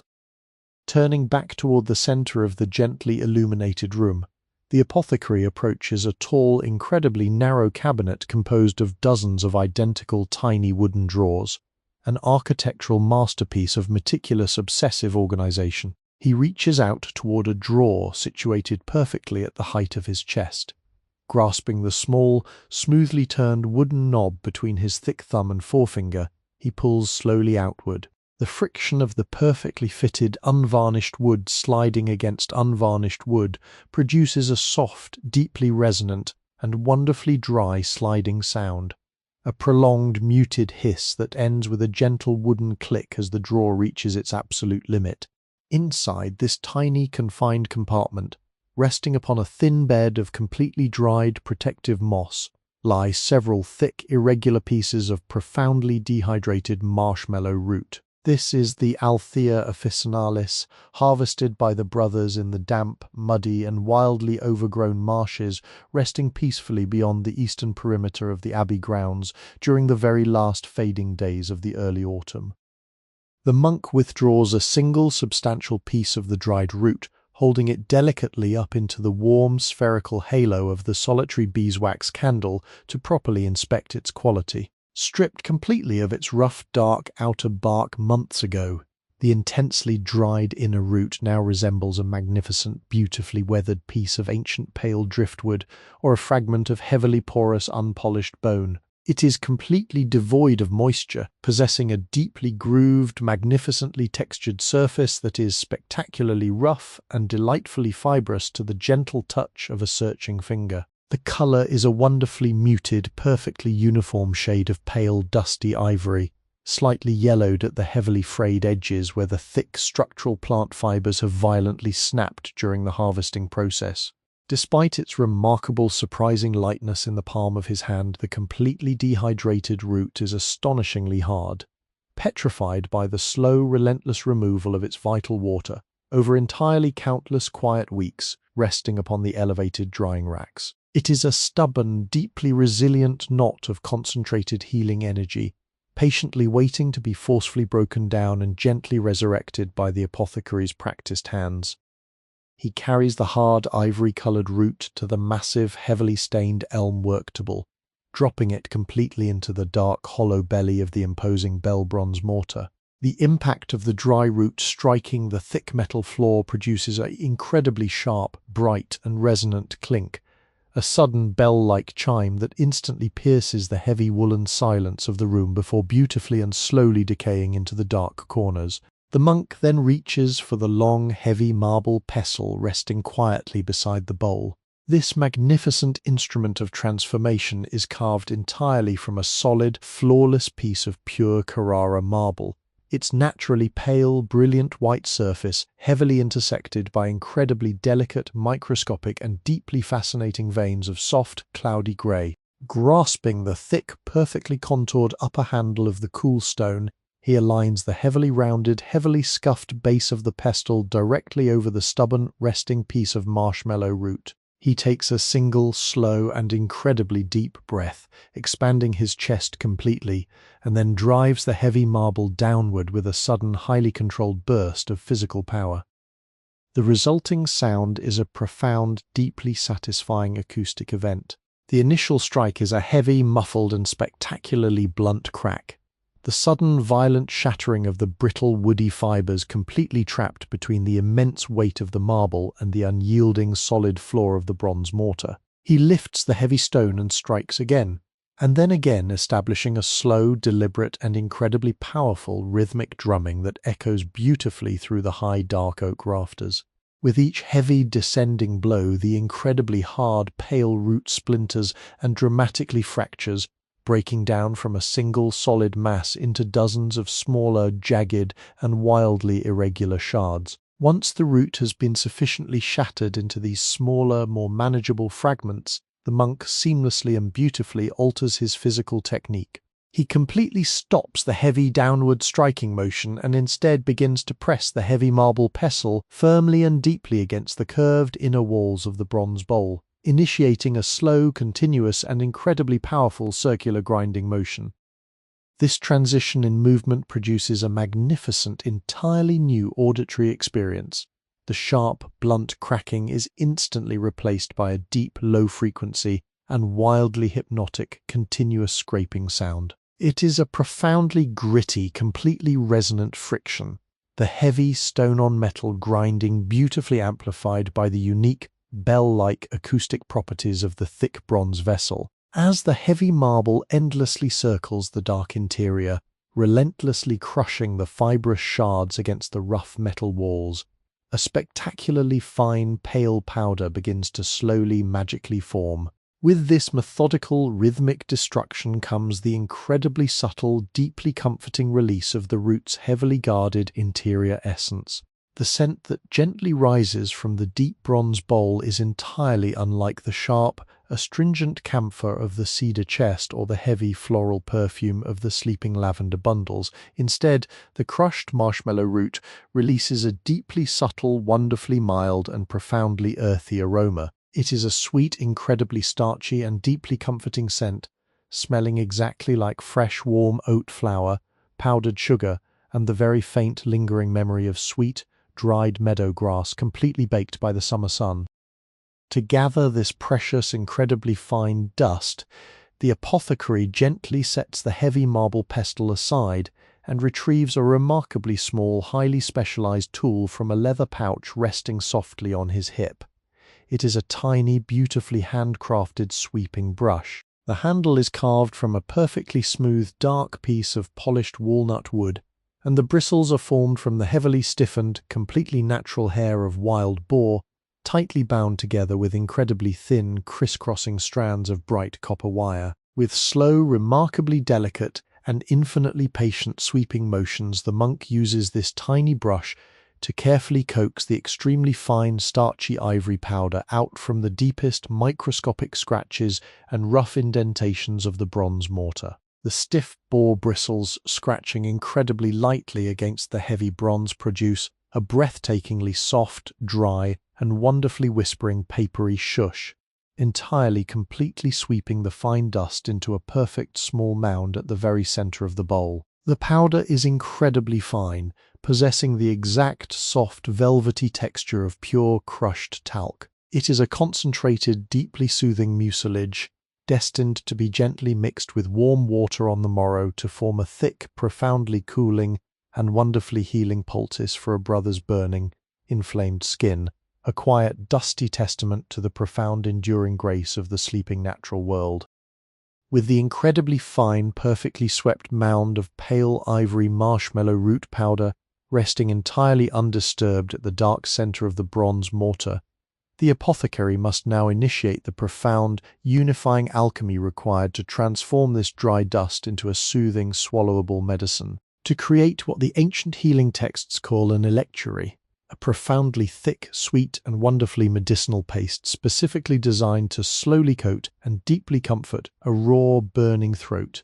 He must bind the starchy root with the heavy golden lifeblood of the monastery's own bustling apiary. He turns slowly from the preparation table, his heavy woolen habit sweeping softly across the floorboards, and approaches a deeply recessed, incredibly cool and intensely shadowed lower shelf built directly into the thick limestone wall. From this dark sanctuary, his heavily calloused hands carefully retrieve a magnificent, profoundly stout, and wonderfully heavy earthenware crock.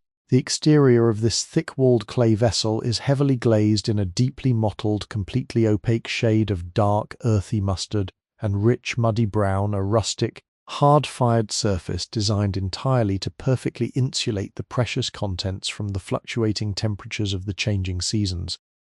The wide, beautifully rounded mouth of the heavy clay crock is entirely sealed by a perfectly circular, tightly stretched piece of stiff, translucent animal vellum, acting as a flawless protective membrane against the damp air. This pale, papery cover is held firmly in place by a length of incredibly thick, highly fibrous, and completely undyed hemp rope, wound completely around the deeply grooved rim of the vessel 3 distinct times and tied tightly in a heavy, complex knot. With his razor-sharp, hand-forged iron penknife, the monk carefully, slowly slices through the thick hemp fibers.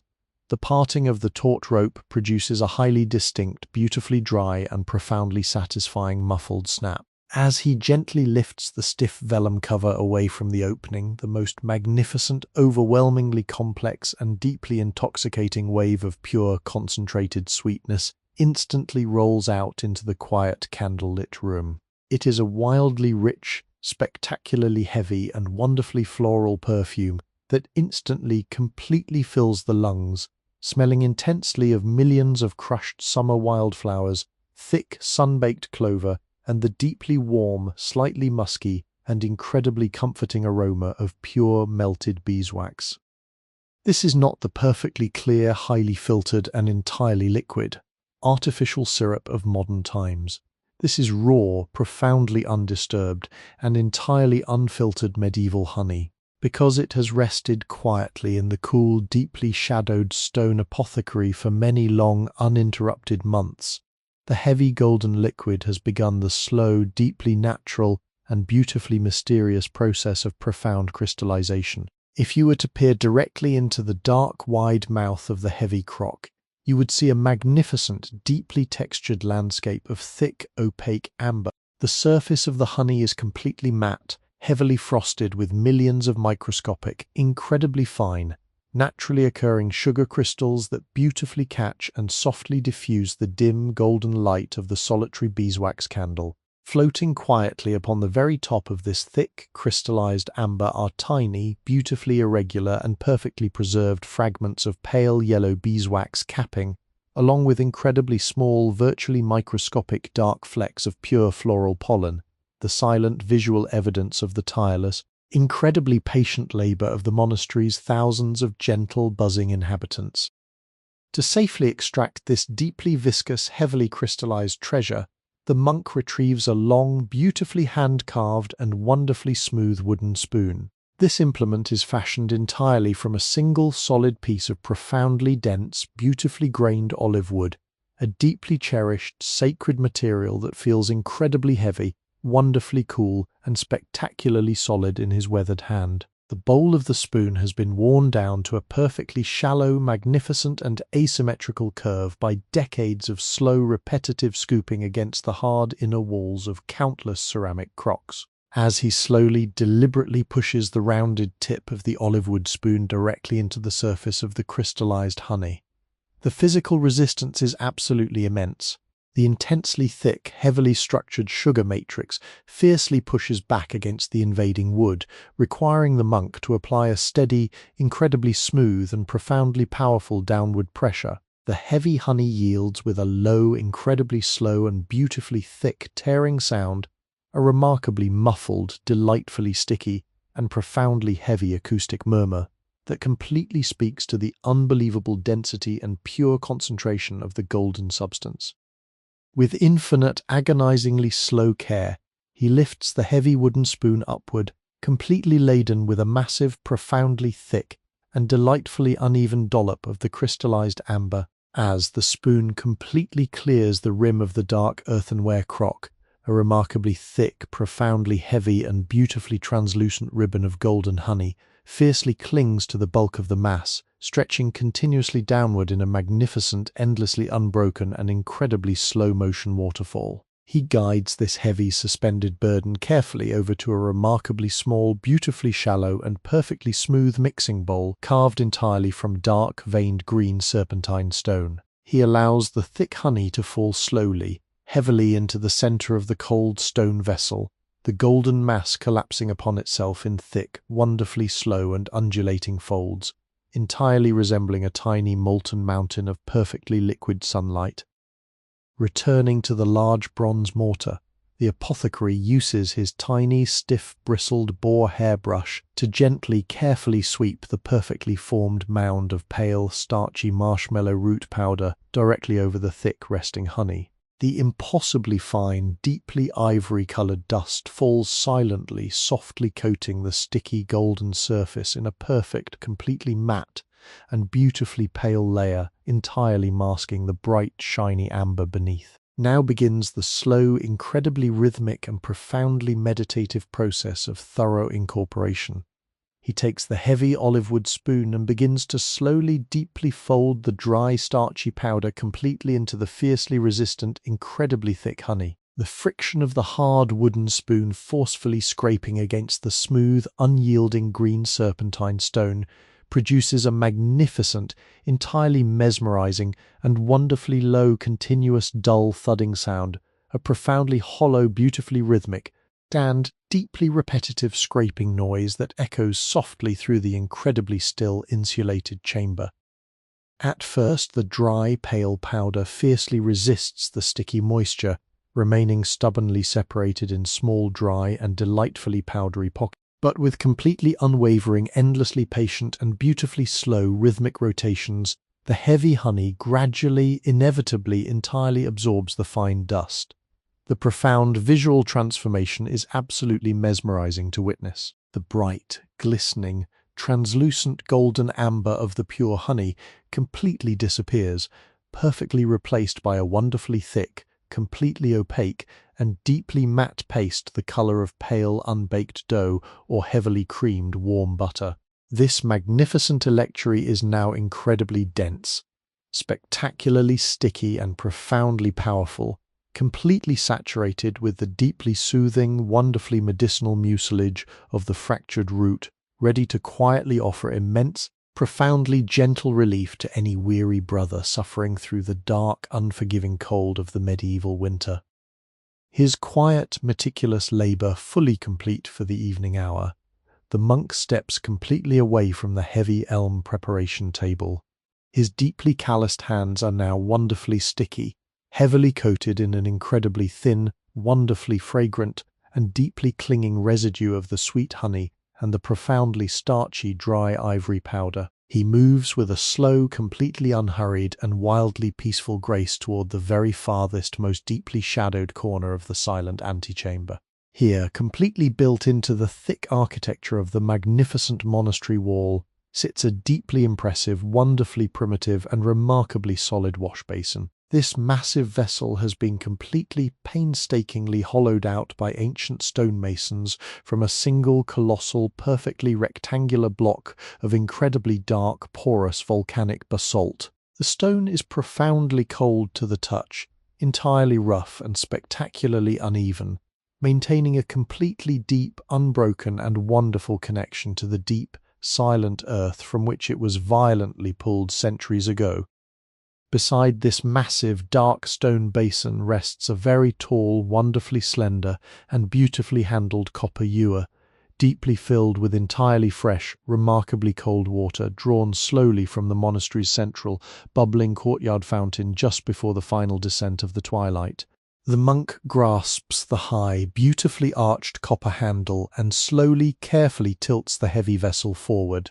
The remarkably cold, perfectly clear, and entirely pure water spills smoothly downward in a flawless, transparent, and entirely unbroken stream, directly striking the hard, incredibly dark, porous bottom of the empty basalt basin. The sound is absolutely breathtaking. A sudden, brilliantly bright, perfectly clear, and deeply echoing, liquid splashing noise that completely slices right through the heavy, wonderful woolen silence of the deeply fragrant room. The incredibly sharp, remarkably clean, and profoundly pure scent of the falling cold spring water completely rises into the still air, a brilliant, refreshing olfactory contrast to the intensely heavy, wonderfully sweet, and profoundly cloying aroma of the sticky honey and the dried, dusty herbs. He carefully returns the heavy copper ewer to its completely silent resting place, and reaches slowly for a remarkably rough, beautifully uneven, and deeply mottled block of completely handmade soap, resting quietly upon a small, heavily worn slab of pale slate. This primitive, powerfully cleansing soap was meticulously crafted entirely by the Gentle brothers, completely rendered from intensely purified sheep's tallow, slowly mixed with powerfully caustic, heavily alkaline white ash from the deep winter hearths, and profoundly infused with massive, incredibly generous quantities of completely dried, wildly crushed lavender blossoms. As he vigorously rubs the remarkably rough, deeply textured and heavily speckled block of soap firmly between his wet, powerfully calloused palms, a surprisingly thick, remarkably creamy, and entirely magnificent, perfectly white lather begins to slowly, beautifully build. The profoundly physical friction of his thick, wet hands sliding continuously against one another produces a completely spectacular, surprisingly loud and wonderfully satisfying wet, soapy, slapping noise. The deeply warm, beautifully comforting and profoundly sharp, clean aroma of the crushed lavender flowers entirely explodes into the cold, damp air rising directly from the wet stone basin, completely washing away the last, lingering sensory remnants of the long, incredibly focused and perfectly peaceful evening's deep labor. With his heavily calloused hands now perfectly cleansed of the intensely sticky, sweet amber electuary and the starchy ivory root powder, the apothecary reaches slowly toward a brilliantly white hand-woven linen towel suspended quietly from a simple, beautifully smoothed wooden peg driven deeply into the mortar of the ancient wall. This particular towel is an absolute masterpiece of rustic monastic textile production. It is not wonderfully soft or artificially plush, rather, it possesses an incredibly rigorous, spectacularly stiff and heavily textured waffle-like weave designed specifically to violently absorb moisture and gently exfoliate the tired skin. As he presses his dripping hands completely into the thick, undyed fabric, you can hear the incredibly distinct, profoundly dry and beautifully muted, heavy rustle of the rough linen fiercely drinking in the cold spring water. The friction of the stiff, textured cloth sliding firmly over his thick, wet knuckles and heavy palms produces a deeply comforting, wonderfully repetitive and remarkably raspy scratching sound, completely drying the skin while leaving behind the incredibly faint, delightfully pure, tanned, perfectly crisp aroma of sun-bleached flax and lingering cold stone. He turns completely away from the deeply shadowed, porous basalt wash basin, his felt-soled slippers gliding entirely silently across the wide, remarkably polished oak floorboards, and moves deliberately toward a completely different, highly specialized workstation situated near the room's single, heavily shuttered window. Here, resting securely beneath the very soft, deeply fading and wonderfully ambient moonlight that miraculously manages to completely slip through a tiny, perfectly horizontal crack in the heavy wooden shutters, stands a magnificent, wonderfully angled reading lectern. This beautiful, towering piece of functional furniture is meticulously constructed entirely from profoundly dark, incredibly dense and heavily aged walnut wood. The deeply slanted, perfectly flat reading surface is spectacularly smooth, entirely polished to a wonderful glass-like and deeply lustrous sheen by completely countless decades of heavy, leather-bound volumes slowly sliding across its beautiful dark grain. Resting with immense, breathtaking weight upon the angled plane of the dark walnut lectern is the absolute, unquestionable intellectual treasure of the entire herbarium. A colossal, heavily bound and profoundly thick manuscript, functioning as the monastery's master record of medicinal botany. This is not a fragile, delicate modern book, but a monumental, incredibly imposing fortress of perfectly preserved knowledge. The massive front and back covers are not fashioned from flimsy cardboard, but are completely solid, incredibly thick, quarter-inch slabs of heavily seasoned oak, specifically chosen to absolutely prevent the thick parchment pages from violently warping in the damp, shifting monastic air. These heavy wooden boards are completely and incredibly tightly wrapped in profoundly thick, brilliantly pale, and wonderfully stiff alum-tawed pigskin. This extraordinary ancient leather does not possess the perfectly smooth, deeply polished finish of modern calfskin. If you were to lean incredibly close and gently trace your fingertips across the heavy cover, you would discover a magnificently rough, incredibly bumpy, and totally fascinating microtexture. The pale skin is deeply, beautifully stippled with thousands of tiny, perfectly round, and incredibly dense hair follicles, completely creating a wonderful, rigid, and profoundly tactile landscape across the massive tome. To utterly protect this precious pale leather from completely touching the dark walnut desk, the master bookbinder carefully affixed 5 magnificent hand-cast solid brass bosses to the very face of each wooden cover, one perfectly positioned at each sharp corner, and one absolutely massive, deeply domed boss resting directly in the exact center. These incredible heavy metal protrusions are wonderfully tarnished, completely oxidized to a beautiful dark, earthy green-brown. Yet the very highest, perfectly smooth peaks of the domes have been rubbed to a completely brilliant, remarkably warm, and deeply glowing, golden shine by completely countless hands. As the apothecary approaches, the remarkably dim, trembling golden halo from the distant beeswax candle faintly catches the polished peak of the central brass boss, causing it to quietly, wonderfully gleam like a tiny captured star, resting peacefully upon the pale, textured leather. The heavy, unyielding covers of this colossal manuscript are held completely and incredibly securely shut by 2 massive, beautifully crafted, and profoundly thick leather straps, securely fastened to the backboard and tightly stretching across the thick foredge of the pages. These thick straps completely terminate in heavy, incredibly ornate, hand-filed brass catch plates that perfectly hook over incredibly sturdy solid brass pins driven deeply into the edge of the front oak board. The monk places his deeply calloused, beautifully clean hands gently upon the heavy clasps. With a slow, entirely deliberate and profoundly practiced motion, he presses his thick thumbs firmly against the heavy brass catch plates, pushing them gently downward and outward. The resulting sound is a magnificent, deeply satisfying and completely absolute acoustic masterpiece. It is a profoundly heavy, completely metallic and wonderfully resonant, dull clack, a sudden, beautifully mechanical release of intense physical tension that profoundly echoes through the incredibly quiet, softly illuminated chamber. With the massive clasps fully released, he places his right hand perfectly beneath the heavy, pale leather edge of the front oak cover and slowly, entirely reverently lifts it upward and open. The immense, sheer physical weight of the solid wood completely forces the book to open with a slow, wonderfully groaning and deeply profound creak of completely ancient, tightly bound leather joints. As the massive cover is fully turned back, completely exposing the staggering, incredible interior, the room is instantly filled with a completely new, wonderfully overwhelming and deeply intoxicating dry aroma. It is the profound, unmistakable and perfectly concentrated perfume of incredibly old, high-quality parchment, a completely magnificent scent that heavily marries the delightfully dusty, sweet aroma of completely dried, ancient animal hide with the deeply complex, delightfully sharp scent of old iron gall ink, and the wonderfully faint, perfectly lingering ghost-like floral memory of entirely countless, completely dried blossoms resting heavily between the ancient pages. The apothecary slowly reaches out to turn the first incredibly thick leaf of the manuscript. The pages are not crafted from paper, but from spectacular highest quality calfskin vellum, entirely prepared by the patient hands of the Abbey's most skilled lay brothers.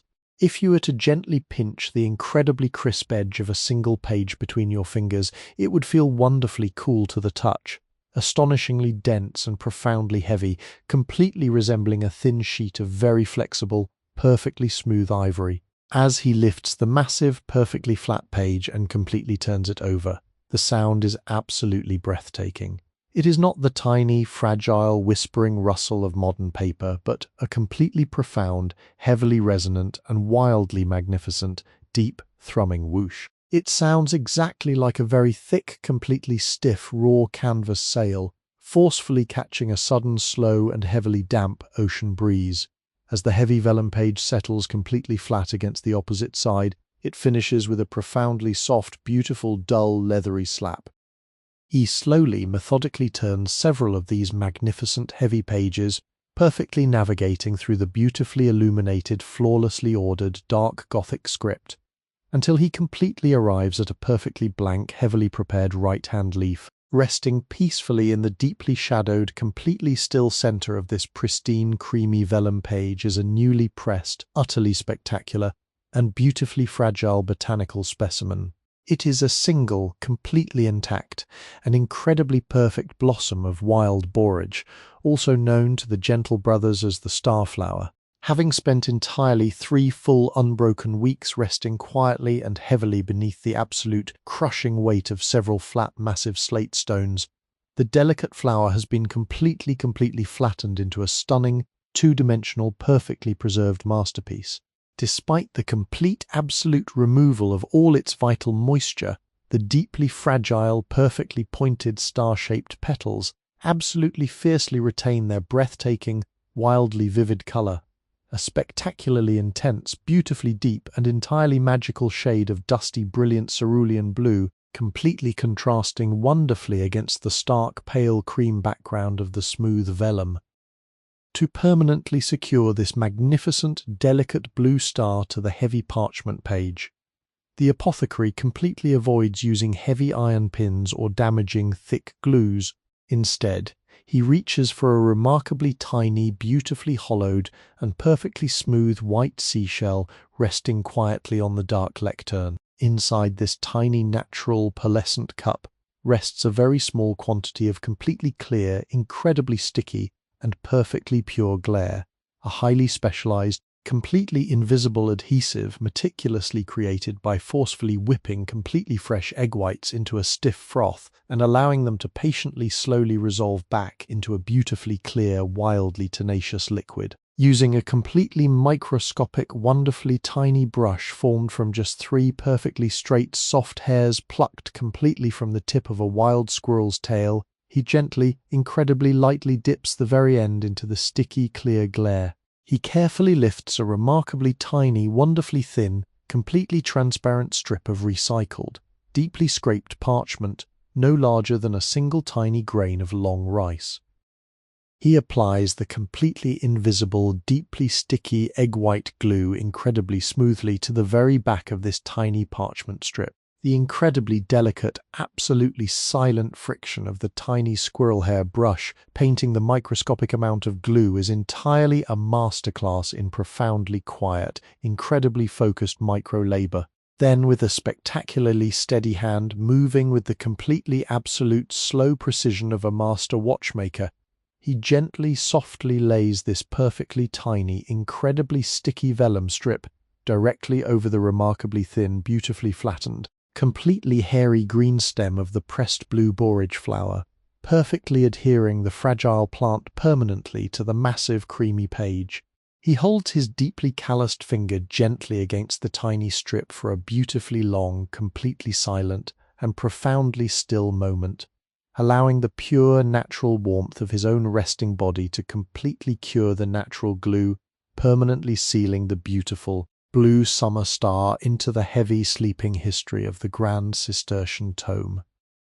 Having permanently secured the delicate, brilliantly blue starflower to the massive vellum page, the apothecary gently closes the colossal oak and pigskin tome, the heavy brass clasps engaging with a deeply satisfying muffled click that seals the botanical knowledge away for another night. His meticulous, focused labor at the preparation table and the reading lectern is now completely finished.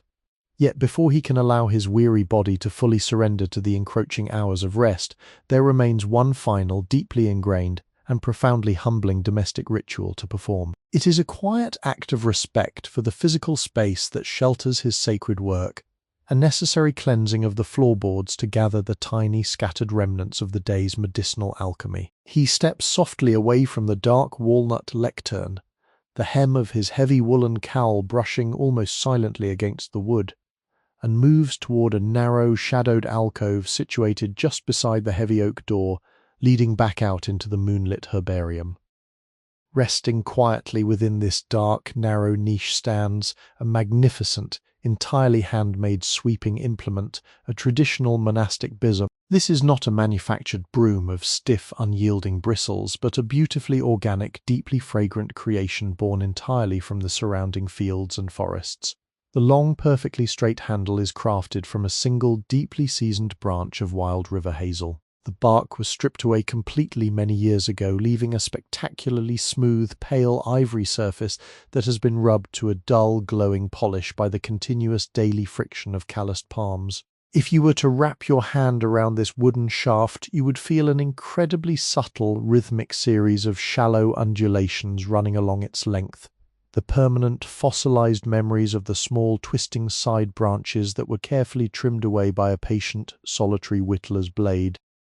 The sweeping head of the besom is a masterpiece of rustic sensory engineering. It is heavily composed of densely bundled, completely dried stalks of wild broom plant, deeply intertwined with generous, heavy handfuls of fragrant sweetgrass and stiff, silvery stems of common mugwort. These dried botanicals are bound fiercely and securely to the base of the hazel shaft by incredibly tight, overlapping wrappings of thick, deeply textured jute twine. As the monk lifts the besom from its resting place, the sudden movement agitates the heavily dried herbs, causing them to immediately release a beautifully dry, profoundly dusty, and intensely sweet meadow fragrance into the still air. It smells of late August afternoons, baked earth, and the very faint, lingering memory of vanilla entirely trapped within the brittle, hollow stems of the crushed sweetgrass. With a slow, incredibly fluid, and deeply practiced grace, the apothecary begins to sweep the wide, polished oak floorboards of the antechamber. He does not use short, aggressive, or frantic strokes. Instead, he moves the besom in long, profoundly slow, and beautifully sweeping arcs, his body swaying slightly in a gentle, hypnotic rhythm that perfectly mirrors the deeply comforting, repetitive motion of the tool. The acoustic profile of this simple domestic chore is an absolute marvel of gentle, continuous sound, as the stiff, heavily dried stems of the sweeping head drag continuously across the massive wooden planks. They produce a spectacularly dry, heavily textured, and wonderfully prolonged shh, a sound that perfectly mimics the deep, comforting rush of a low, continuous ocean wave slowly retreating across a vast beach of tiny, smooth pebbles.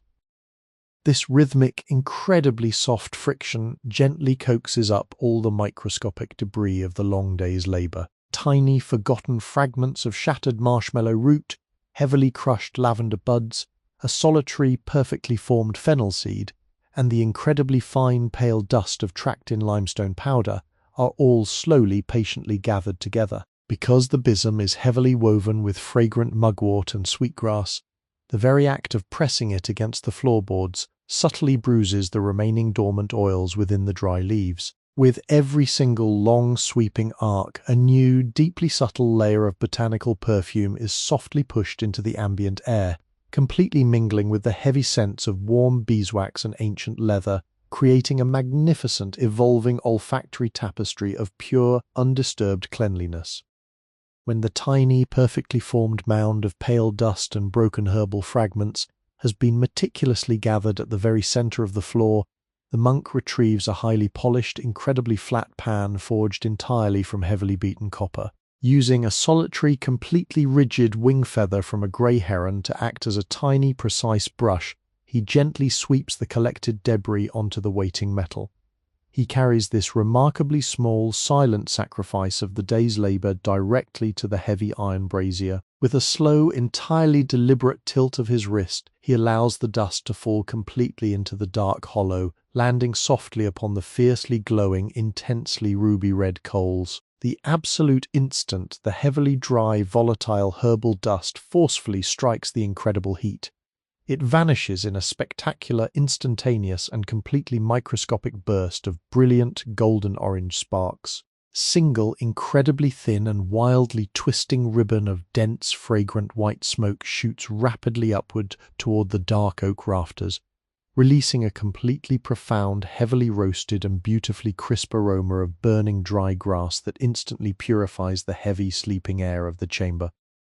His physical environment, now perfectly ordered, immaculately clean, and completely at peace, the monk turns his attention to the silent, invisible river that flows constantly through the walls of the abbey. He approaches a tiny, deeply shadowed stone corbel, specifically carved to project beautifully from the massive masonry near the heavy oak door. Resting quietly upon this cold, projecting shelf is a breathtaking instrument of completely silent, ancient measurement, a remarkably heavy, deeply ornate, and entirely hand-blown sand glass. The protective structural frame holding the delicate glass is meticulously constructed from dark, heavily oiled ebony wood, featuring beautifully turned, incredibly thin and deeply ridged balusters that resemble the magnificent pillars of a miniature dark cathedral.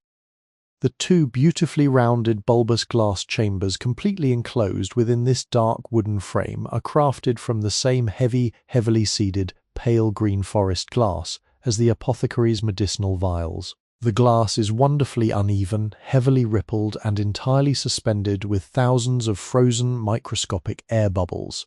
However, it is the remarkable, heavy substance resting quietly within the lower bulb that truly captivates the eye. It is not common, jagged beach sand which would quickly, violently scratch and completely frost the beautiful inner surface of the fragile glass. Instead, the incredibly fine, flowing material is a completely proprietary, highly guarded monastic mixture. It is meticulously composed of incredibly finely crushed, pale ivory eggshells, completely pulverized and thoroughly mixed with heavy, profoundly fine white marble dust, carefully collected from the distant workshops of the cathedral stonemasons. This spectacular, heavily purified mixture has been repeatedly sifted through incredibly tight, perfectly woven silk screens until the resulting powder is entirely uniform, feeling softer and more completely yielding than the finest wheat flour. The apothecary slowly reaches out, placing his heavily calloused, incredibly warm hand entirely around the dark, oiled ebony frame. With a completely fluid, beautifully silent, and highly respectful turning of his thick wrist, he perfectly inverts the heavy sand glass, placing it gently back upon the cold stone corbel. Instantly, the incredibly fine, beautifully pale mixture of eggshell and marble dust begins its slow, absolutely inevitable, and flawlessly silent descent. It completely funnels down through the remarkably tiny, highly constricted glass waist, forming a perfectly smooth, beautifully tight, and entirely continuous white thread that heavily falls into the empty waiting bulb below. As the incredibly fine dust strikes the bottom of the lower glass chamber, it does not make a harsh, scratching sound. Instead, it produces a virtually imperceptible, intensely soft and profoundly hypnotic, continuous whispering hiss, a sound so completely tiny, so utterly fragile, that it can only be entirely heard if one stands perfectly, breathlessly still. The pale dust heavily gathers at the bottom, slowly, completely beautifully forming a perfect, tiny, and continually growing conical mountain of heavy white thyme. The monk stands absolutely quietly in the dim, fading golden candlelight, his dark, heavy cowl entirely hiding his resting features, and simply watches the completely silent, heavy fall of the soft dust. In this deeply sheltered, totally insulated sanctuary, the aggressive, terrifying, and completely frantic passage of secular time is completely banished. Here, time is not a cruel thief, but a wonderfully gentle, highly predictable, and entirely peaceful companion, slowly, beautifully measuring the heavy, quiet spaces between the chanting of ancient psalms and the deep, restorative slumber of the completely untroubled mind. As the incredibly fine, perfectly mixed cascade of pale ivory eggshell and heavy white marble dust continues its beautifully slow, completely silent descent through the pinched waist of the dark ebony sandglass, the apothecary remains perfectly still, silent guardian standing at the very edge of midnight. In this deeply insulated, wonderfully quiet sanctuary, the fundamental nature of time itself undergoes a profound, beautiful, and utterly complete transformation. Beyond the massive, impenetrable limestone walls of the abbey in the deeply resting villages and distant, slumbering towns, time is so often perceived as a cruel, relentless taskmaster, an invisible rushing river that violently sweeps away the fleeting moments of a hurried life. But here, within the softly breathing, heavily fragrant boundaries of the herbal antechamber, time behaves entirely differently. It is not a liquid that spills and is forever lost, rather it is exactly like the pale, soft dust slowly gathering in the bottom bulb of the glass, a gentle, wonderfully physical accumulation, a slow, patient building of quiet moments, layered softly one upon the other, creating a heavy, tendering mountain of profound peace and completely unbroken purpose. To deeply understand this majestic, sweeping philosophy of monastic time, one only needs to carefully observe the agonizingly slow, magnificently beautiful migration of the single pale silver moonbeam that has bravely managed to slip through the heavy dark wooden shutters of the eastern window. This tiny, incredibly focused shaft of pure celestial light does not rush or leap across the room. Instead, it embarks on a completely silent, imperceptibly slow and beautifully majestic journey across the wide, highly polished oak floorboards. If you were to sit perfectly quietly on the wooden stool and simply watch this trembling ribbon of light, you would notice how it meticulously, patiently reveals the microscopic, hidden topography of the ancient floor. As the pale silver illumination slowly drags its heavy, luminous weight across the deep grain of the oak, it wonderfully highlights the tiny, completely smooth ridges and deeply shadowed valleys left permanently behind by the original carpenter's heavy iron plane centuries ago. It acts as a silent, moving, and incredibly gentle finger, tracing the long, sweeping curves of the wood's natural growth rings, softly illuminating the tiny, floating dust motes that happily dance within its completely sharply defined, silvery borders before slowly, inevitably moving onward to completely conquer the next darkened inch of heavy timber. This incredibly slow passage of the heavenly light beautifully mirrors the deep internal patience that entirely governs the apothecary's silent soul. He turns his deeply shadowed face away from the falling marble dust and looks back toward the heavy, deeply stained elm preparation table where the incredibly smooth, hand-carved applewood tray still rests, holding the tiny, perfectly sorted remnants of the dried fennel harvest. In the dim, golden halo of the solitary, slowly melting beeswax candle, these tiny, pale green, ribbed crescent seeds are no longer merely completely dried fragments of a withered summer plant. They are profound, beautifully encapsulated and heavily sleeping vessels of pure, unadulterated future. Within the incredibly hard, completely dry, and fiercely protective outer hull of every single microscopic seed lies an entire, perfectly formed and fiercely dormant universe of fragrant, towering green foliage, entirely waiting with absolute, infinite patience for the deeply awakening, heavy dampness of the distant spring rains and the profound, deeply warming return of the golden sun.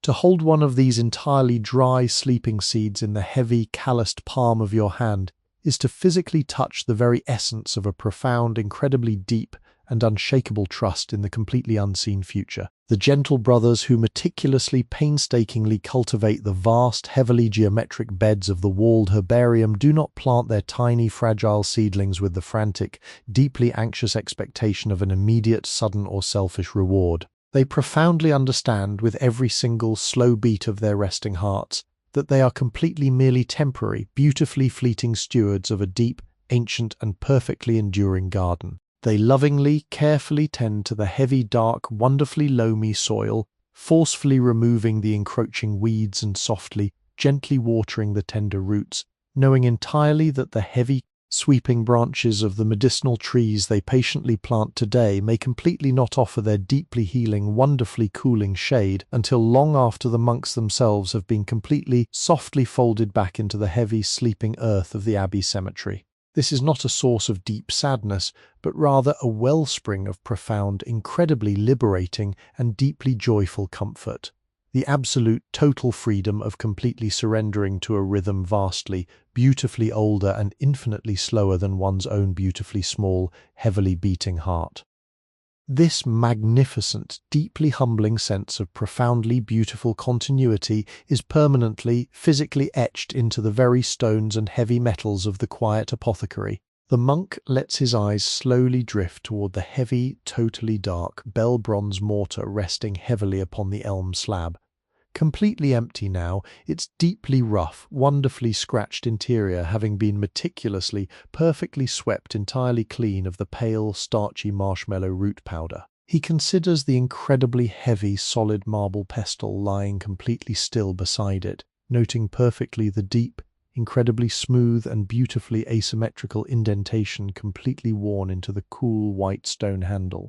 That magnificent, heavily contoured hollow was not completely created by his own weathered hands alone. It is the profoundly beautiful, heavily accumulated and incredibly silent result of completely countless, heavily robed, entirely nameless brothers who stood in this exact quiet spot, breathing this exact heavily fragrant air, entirely performing the exact same deeply repetitive and profoundly healing, rhythmic labor for centuries before he ever crossed the worn stone threshold.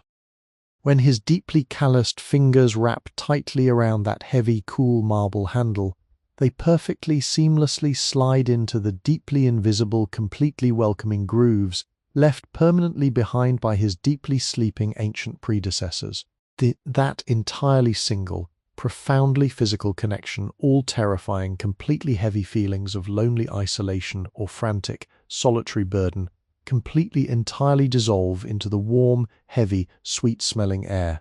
He is entirely, completely reminded that his own quiet, deeply dedicated life is merely a single, incredibly beautiful and completely necessary, perfectly woven thread in a massive, breathtakingly vast and deeply heavy, incredibly long and totally unbroken tapestry of pure, profound care. The heavy bronze bowl, the perfectly smooth marble stone, the completely thick, slowly warping oak shelves heavily laden with pale green, bubbly forest glass. They are all deeply silent, completely watchful, and intensely comforting companions heavily anchoring his quiet, slow soul entirely perfectly to the deep, resonant, and entirely unshakable bedrock of the incredibly sleeping, profoundly beautiful past. As the incredibly thick, heavy, deeply comforting silence of the deep midnight hour completely entirely settles over the highly fragrant, warmly illuminated room, the monk takes one incredibly long, completely slow and wonderfully deep breath, allowing his heavy, wide chest to entirely completely expand. He slowly, gently inhales the profoundly complex, perfectly married and deeply intoxicating aromas of completely crushed, dried lavender, sharply sweet wild black licorice, heavily sticky, beautifully crystallized amber honey, and the very faint, completely lingering, wonderfully clean ghost of the cold, pure spring water slowly drying against the porous, incredibly dark basalt stone of the wash basin. He perfectly understands that this completely absolute, heavy and profound stillness is not merely the simple, quiet absence of loud noise, but rather a completely spectacular, wonderfully rich, and incredibly vibrant, deeply alive presence. It is the completely heavy, entirely magnificent and profoundly soothing weight of perfectly suspended time, a wonderfully gentle, totally endless and incredibly soft embrace that holds the sleeping world completely perfectly safe until the completely distant, incredibly slow, and beautifully soft arrival of the pale, early morning dawn. As the final, virtually invisible and perfectly pale grain of heavily pulverized white marble dust completely silently falls into the lower glass chamber of the dark ebony sand glass, the apothecary remains perfectly, wonderfully still within the fading amber glow. In this deeply suspended, profoundly quiet hour of the absolute midnight, the massive surrounding architecture of the Cistercian Abbey entirely ceases to be merely a completely silent, inanimate shell of cold stone and dead timber. Instead, to the highly attuned, deeply resting senses of the solitary monk, the heavy, sprawling building beautifully, miraculously reveals itself as a colossal, profoundly living and gently breathing organism. The intense golden heat of the long, completely vanished afternoon sun, which had been deeply, silently absorbed by the massive, incredibly thick limestone blocks of the southern wall, is now being incredibly slowly, wonderfully, patiently surrendered to the deeply plunging, frigid temperatures of the dark night air. This completely invisible, profoundly gradual thermal exchange produces a magnificent, heavily muted symphony of microscopic structural shifting. If you listen with completely absolute unbroken focus, closing your eyes to the remaining light, you can hear a deeply low, incredibly resonant and wonderfully slow groan completely echoing from the heavy buried foundations. It is a sound entirely like the deep, long and contented sigh of a massive sleeping beast, completely settling its unimaginable weight deeper into the soft, dark earth. From the incredibly high, completely shadowed, inverted wooden ship hull of the ancient oak ceiling, there occasionally comes a single, incredibly sharp, wonderfully dry and completely resonant crack. It is the spectacular, completely natural acoustic result of the massive, deeply aged, hand-hewn timbers, incredibly slowly contracting as the ambient air heavily cools and tightens around them. To an unaccustomed, frantically anxious secular ear, this sudden, dry, splintering noise in the heavy quiet might seem entirely startling, but to the gentle apothecary, it is a profoundly beautiful, deeply comforting and wonderfully domestic reassurance. It completely perfectly reminds him of the magnificent, heavy paradox of his own quiet existence. He is a creature of incredibly soft, beautifully fragile, and completely temporary flesh, completely entirely bound to the incredibly swift, rushing currents of human mortality. Yet he is completely, wonderfully sheltered within a massive, heavy fortress of ancient wood and completely petrified, prehistoric stone that wildly, incredibly slowly dances to a completely different, magnificently vast geological rhythm. He finds deep, profound, and utterly complete peace in the absolute knowledge that these massive, groaning oak beams and these slowly shifting, heavy limestone walls will continue to completely quietly expand and beautifully contract in the dark, silent night for entirely countless centuries after his own name has been completely, perfectly forgotten. Suddenly, the magnificent, completely heavy and deeply insulated fabric of the room's profound silence is remarkably, beautifully altered. The change does not initially register as a completely audible sound, but rather as a profoundly deep, incredibly low frequency and wonderfully heavy vibration that is felt completely entirely within the hollow marrow of the bones and the deep resting center of the chest cavity. High up in the completely distant, open-arched, incredibly windy stone belfry of the main church tower, a heavy, deeply forged iron clapper has just slowly, profoundly struck the massive, incredibly thick, cold bronze lip of the great Matins bell. The resulting acoustic wave is a completely invisible, deeply heavy and wonderfully rolling ocean current completely surging through the frozen night air. It travels incredibly rapidly across the dark, beautifully frosted grass of the open cloister garth, whispers heavily over the completely still, incredibly dark liquid mirror of the central fountain, and finally profoundly penetrates the incredibly thick, dense, heavy masonry of the apothecary's antechamber. By the absolute time this immense sound completely reaches the deeply shadowed room, it is no longer a sharp, incredibly deafening metallic clang, but a deeply muffled, wonderfully rich, completely enveloping and profoundly mournful heavy hum. The heavy, magnificent sound incredibly slowly rolls through the completely still air, a deep, continuous and wonderfully vibrating wave of pure, heavy resonance. It is so completely physically powerful that if you were to look incredibly closely at the uppermost heavy oak shelves, you would perfectly see the tiny, beautifully irregular, incredibly thick green forest glass vials ever so slightly, completely silently shivering against the dark wood in perfect, wonderful sympathy with the distant calling bell. This heavy, tolling sound is the absolute, unquestionable and perfectly gentle heartbeat of the entire monastic order. It completely calls the sleeping brothers from their narrow, remarkably hard woolen beds not as a harsh, cruel punishment, but as a profoundly gentle, completely beautiful and wonderfully soft reminder that they entirely belong to a deeply massive, completely unified and entirely spiritual organism. It is the profoundly heavy, completely invisible thread that instantly, perfectly stitches entirely dozens of completely isolated, perfectly solitary, silently sleeping men into a single, beautifully breathing, heavily praying community. The apothecary completely bows his deeply shadowed head toward the completely dying resonance, deeply accepting the ancient heavy invitation with a perfectly absolute, wonderfully soft and completely unquestioning surrender. Knowing perfectly that his quiet, deeply meticulous labor among the completely dried, heavily sleeping herbs is completely finished for the passing night, he reaches slowly across the incredibly heavy, deeply stained elm preparation table. His heavily calloused, incredibly warm fingers gently, completely perfectly grasp the cool, thin, beautifully oxidized stem of a remarkably simple, totally hand-forged brass candle snuffer. The instrument terminates in a perfectly hollow, completely smooth and wonderfully flared metallic cone. He incredibly slowly, deeply deliberately lifts the heavy brass tool, his deeply moving arm casting a completely massive, wonderfully soft and beautifully shifting, heavy dark shadow completely across the pale, heavily textured limestone wall.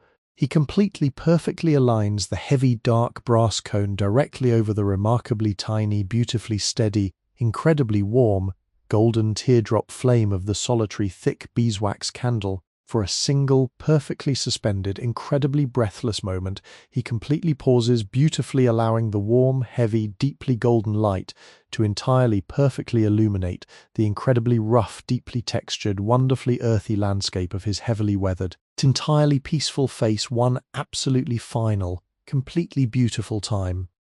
With a profoundly smooth, completely unbroken, and perfectly final, gentle downward motion, he completely lowers the heavy brass cone directly over the trembling fire. For a remarkably microscopic, incredibly beautiful fraction of a single second, the tiny, captured flame fiercely, wonderfully fights against the sudden, absolute heavy darkness, flaring incredibly brightly against the completely unyielding, cold inner walls of the metallic bell as it desperately, completely silently searches for the absolutely vanishing, life-giving air. Then there is completely total, absolute, and perfectly instantaneous extinction. The intensely warm, spherical, golden halo entirely instantly collapses, entirely plunging the incredibly fragrant, deeply insulated antechamber completely back into a profoundly heavy, completely total, and wonderfully velvety, soft blackness. He gently lifts the heavy brass snuffer away, the metal completely silently, beautifully clinking with a tiny, soft, muffled chime against the wide, hammered copper base.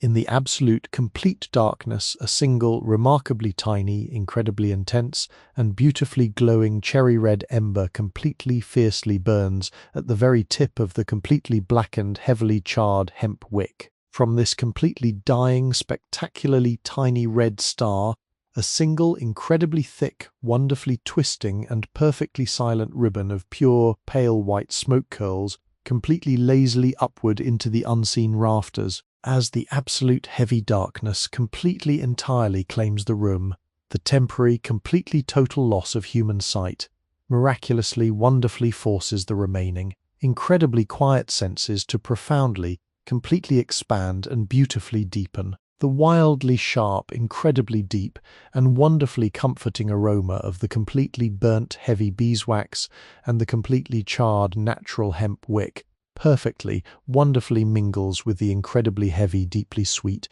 and profoundly sleeping perfumes of the entire hanging herbarium. The completely invisible air becomes a spectacularly thick, heavily textured, and wonderfully complex olfactory tapestry, wrapping the monk in a completely flawless, deeply heavy blanket of pure, absolute, and entirely unbroken sensory peace. Standing motionless within the pitch-black embrace of the sealed apothecary, the monk allows his resting mind to absorb the absolute stillness of the invisible room. The absence of visual input acts not as a terrifying restriction, but as a miraculous expansion of his highly attuned remaining senses. He knows the hidden topography of this quiet chamber with the unquestioning certainty of a deeply anchored soul navigating its own familiar memories. He does not need the trembling illumination of the extinguished beeswax candle to guide his slow footsteps. Instead, he relies on a profound spatial awareness, a physical intuition carefully built over countless repetitive nights spent toiling among the dried herbs. He deliberately moves toward the unseen exit. His thick, undyed woolen garments silently swallow the microscopic sounds of his measured progression across the wide oak floorboards. Extending his weathered right hand into the velvety darkness, his fingers find the heavy, cold wrought iron ring of the massive oak door without a single hesitant fumble. He curls his fingers around the dark metal, feeling the smooth interior edge worn to a frictionless finish by generations of grasping hands. With a slow, powerful backward pull of his shoulder, He smoothly engages the thick iron latch. The aged wooden barrier yields with a low, muffled sigh of ancient metal turning upon ancient metal. As the massive door swings inward, parting the dry darkness, you bear silent witness to the dramatic collision of two distinct atmospheric worlds. From the open cloister walkway outside, a refreshing wave of damp, freezing night air instantly rushes into the warmly insulated room. This invisible tide of nocturnal cold washes over the monk's face, carrying a complex, wonderfully fresh olfactory symphony. It smells of highly porous limestone saturated with midnight dew, rich garden soil exhaling its organic breath, and the faint, sharp, metallic scent of cold water bubbling in the distant courtyard fountain. He steps forward, dragging his felt-soled slipper smoothly over the grooved stone threshold. Crossing this symbolic boundary, he gently pushes the oak door shut behind him. The wood settles back into its deep stone frame with a remarkably soft final thud, instantly severing the concentrated perfume of sweet honey and medicinal roots, replacing it entirely with the vast, clean breath of the sleeping world. To look down the long, arched, symmetrical stone corridor of the cloister walk is to gaze directly into a breathtaking masterclass of high-contrast, monochrome geometric perfection. The solitary silver moon has finished its agonizingly deliberate ascent over the dark slate roofs of the abbey, positioning itself flawlessly within the cloudless, bruised indigo canvas of the midnight sky. Its pure, fiercely cold and brilliant illumination pours downward through the open Romanesque archways lining the right side of the corridor. This celestial light does not merely illuminate the space softly, it cuts through the heavy, velvety black shadows like a series of razor-sharp angled blades. These massive beams of pure light strike the uneven, hard limestone flagstones of the floor, projecting breathtakingly crisp, repeating shapes of glowing silver surrounded by pools of impenetrable inky blackness. The air trapped within these luminous shafts is wonderfully alive, thickly suspended with millions of drifting dust motes and tiny droplets of floating moisture. They silently dance and swirl in the pale light, resembling a motionless snowfall suspended in a frozen breath of time. The monk steps slowly into the very first glowing pool of stark silver moonlight as he looks downward, observing the pale stone floor immediately beneath his woolen-clad feet. His quiet mind effortlessly slips into a profound, gentle meditation on the true nature of enduring legacy. The densely packed yellow limestone flagstones forming the floor of this sweeping corridor were originally laid down centuries ago by heavily muscled, sweating stonemasons. When first placed, they possessed pristine, geometrically flawless edges and perfectly level surfaces. Yet, as the apothecary traces his soft, silent felt slipper across the cold stone, he physically feels that those original sharp edges have vanished. The center of every single massive stone slab has been deeply, dramatically hollowed out, forming a spectacular, undulating valley of polished rock. These profound depressions were not violently carved by the destructive iron chisels of impatient artisans. Rather, they were miraculously shaped by the persistent, peaceful actions of dedicated men simply moving softly through their quiet lives. The surface of these worn concavities reveals the microscopic hidden history of the earth itself. The constant gentle friction has polished the limestone to such an astonishing degree that the tiny fossilized remains of prehistoric marine life are now clearly visible in the moonlight. Minuscule, perfectly spiraled ammonite shells and fragmented crinoid stems, entombed within the dense matrix of the rock for millions of years, catch the lunar glow, transforming the corridor floor into an ancient, pale mosaic of forgotten oceans. The stone here holds a permanent, damp chill, a deep thermal memory of the subterranean quarries from which it was violently extracted. And this coldness seeps slowly upward through the thin felt soles of the monk's simple footwear, grounding his physical body to the very foundation of the medieval world. This smooth, undulating pathway is a humbling testament to the undeniable, invisible power of extreme gentleness, multiplied by the vastness of deep time. The yielding, fragile spun sheep's wool of a handmade monastic slipper, when repeatedly brushed across the surface of unyielding, petrified limestone for hundreds of unbroken years, possesses the miraculous ability to permanently alter the solid bedrock. It speaks to a completely different, deeply patient kind of strength, a profound power that does not break, shatter, or aggressively conquer. Instead, it slowly wears down the hardest obstacles through the simple grace of persistent, gentle repetition. It is a philosophy that mirrors the very core of the Cistercian vow. The brothers do not seek to force their will upon the natural world or the chaotic societies raging beyond their walls. They choose the path of the falling water droplet, the creeping moss, and the softly treading foot. They understand that true, enduring change is never loud, sudden, or violent. It is the agonizingly slow erosion of the ego, the daily repetitive surrender of personal desire, worn away by the continuous rhythmic friction of shared prayer and humble labor. As the monk stands in the glowing moonlight, tracing the edge of the worn depression with his toe, he finds immense, grounding comfort in this realization. He is not a solitary figure bearing the weight of the world, but merely one soft footstep in an endless, echoing procession. He is a temporary, willing participant in a magnificent, multi-generational sculpture of living stone, adding his own microscopic layer of polish to the abbey floor before passing into the shadows of history. He resumes his deliberate pace, gracefully gliding along this polished stone path, silently passing in and out of the brilliant shafts of silver moonlight. As he draws closer to the heart of the abbey, he begins to faintly hear a beautiful, deeply comforting acoustic rhythm gathering in the distant shadows. From the far dark ends of the sprawling monastic complex, remarkably soft, muffled sounds begin to echo slowly through the freezing corridors. It is the gentle noise of countless heavy wooden doors slowly opening and softly closing upon their iron hinges. It is the synchronized, deeply rhythmic sound of dozens of isolated, heavily robed figures making their quiet, peaceful way toward the towering stone nave of the main church. They do not speak, nor do they rush. They simply walk, their soft woolen footsteps joining together in the heavy darkness, flawlessly merging into a single, beautiful, slow heartbeat of absolute, unbroken peace, echoing through the sleeping architecture of the eternal night. As the gentle apothecary reaches the final, shadowed terminus of the moonlit cloister corridor, his silent, felt-soled footsteps cease before the towering western portal of the great abbey church. This is the spectacular architectural heart of the monastic complex, a staggering monument to invisible faith constructed from thousands of tons of quarried pale limestone.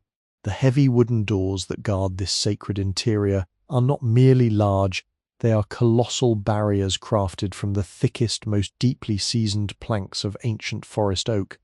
These vertical timbers are bound together by a complex network of thick, beaten wrought iron strapping. The dark metalwork crawls across the grooved face of the wood like the twisting roots of a petrified tree, gripping the heavy oak with an unyielding ferocity. Over the centuries, the damp air has oxidized the iron, painting it in muted shades of burnt umber and deep, earthy orange, leaving a rough, granular texture across the surface. The monk reaches out, placing his warm, calloused hands flat against the freezing, rusted iron and the deeply textured wood, and pushes forward with the gathered weight of his resting body.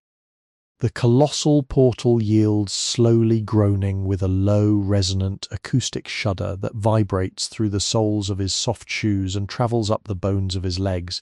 As the door swings open to part the deep shadows, the immediate atmospheric transition is overwhelming. The still, damp night air of the open cloister is violently swallowed by a massive, expansive cavern of enclosed frozen darkness. To step over this worn stone threshold is to leave the grounded, comfortably human-scaled world of the herbal garden and enter an architecture deliberately designed to dwarf the fragile human ego. The ceiling of this immense space is invisible, lost entirely to the heavy shadows resting permanently in the distant reaches of the vaulted stone arches. The air within this enclosed cavern is miraculously different from the outdoor atmosphere. It is profoundly cold, a penetrating, ancient chill that seems to radiate directly from the massive, pale limestone pillars marching down the staggering length of the central nave. The scent of this freezing air is a deeply intoxicating, heavily layered historical perfume. It smells of centuries of burning beeswax candles, a subtle sweet smoke that has stained the upper reaches of the masonry. Beneath this lies the faint, sharp metallic aroma of cold iron censers resting in the sacristy.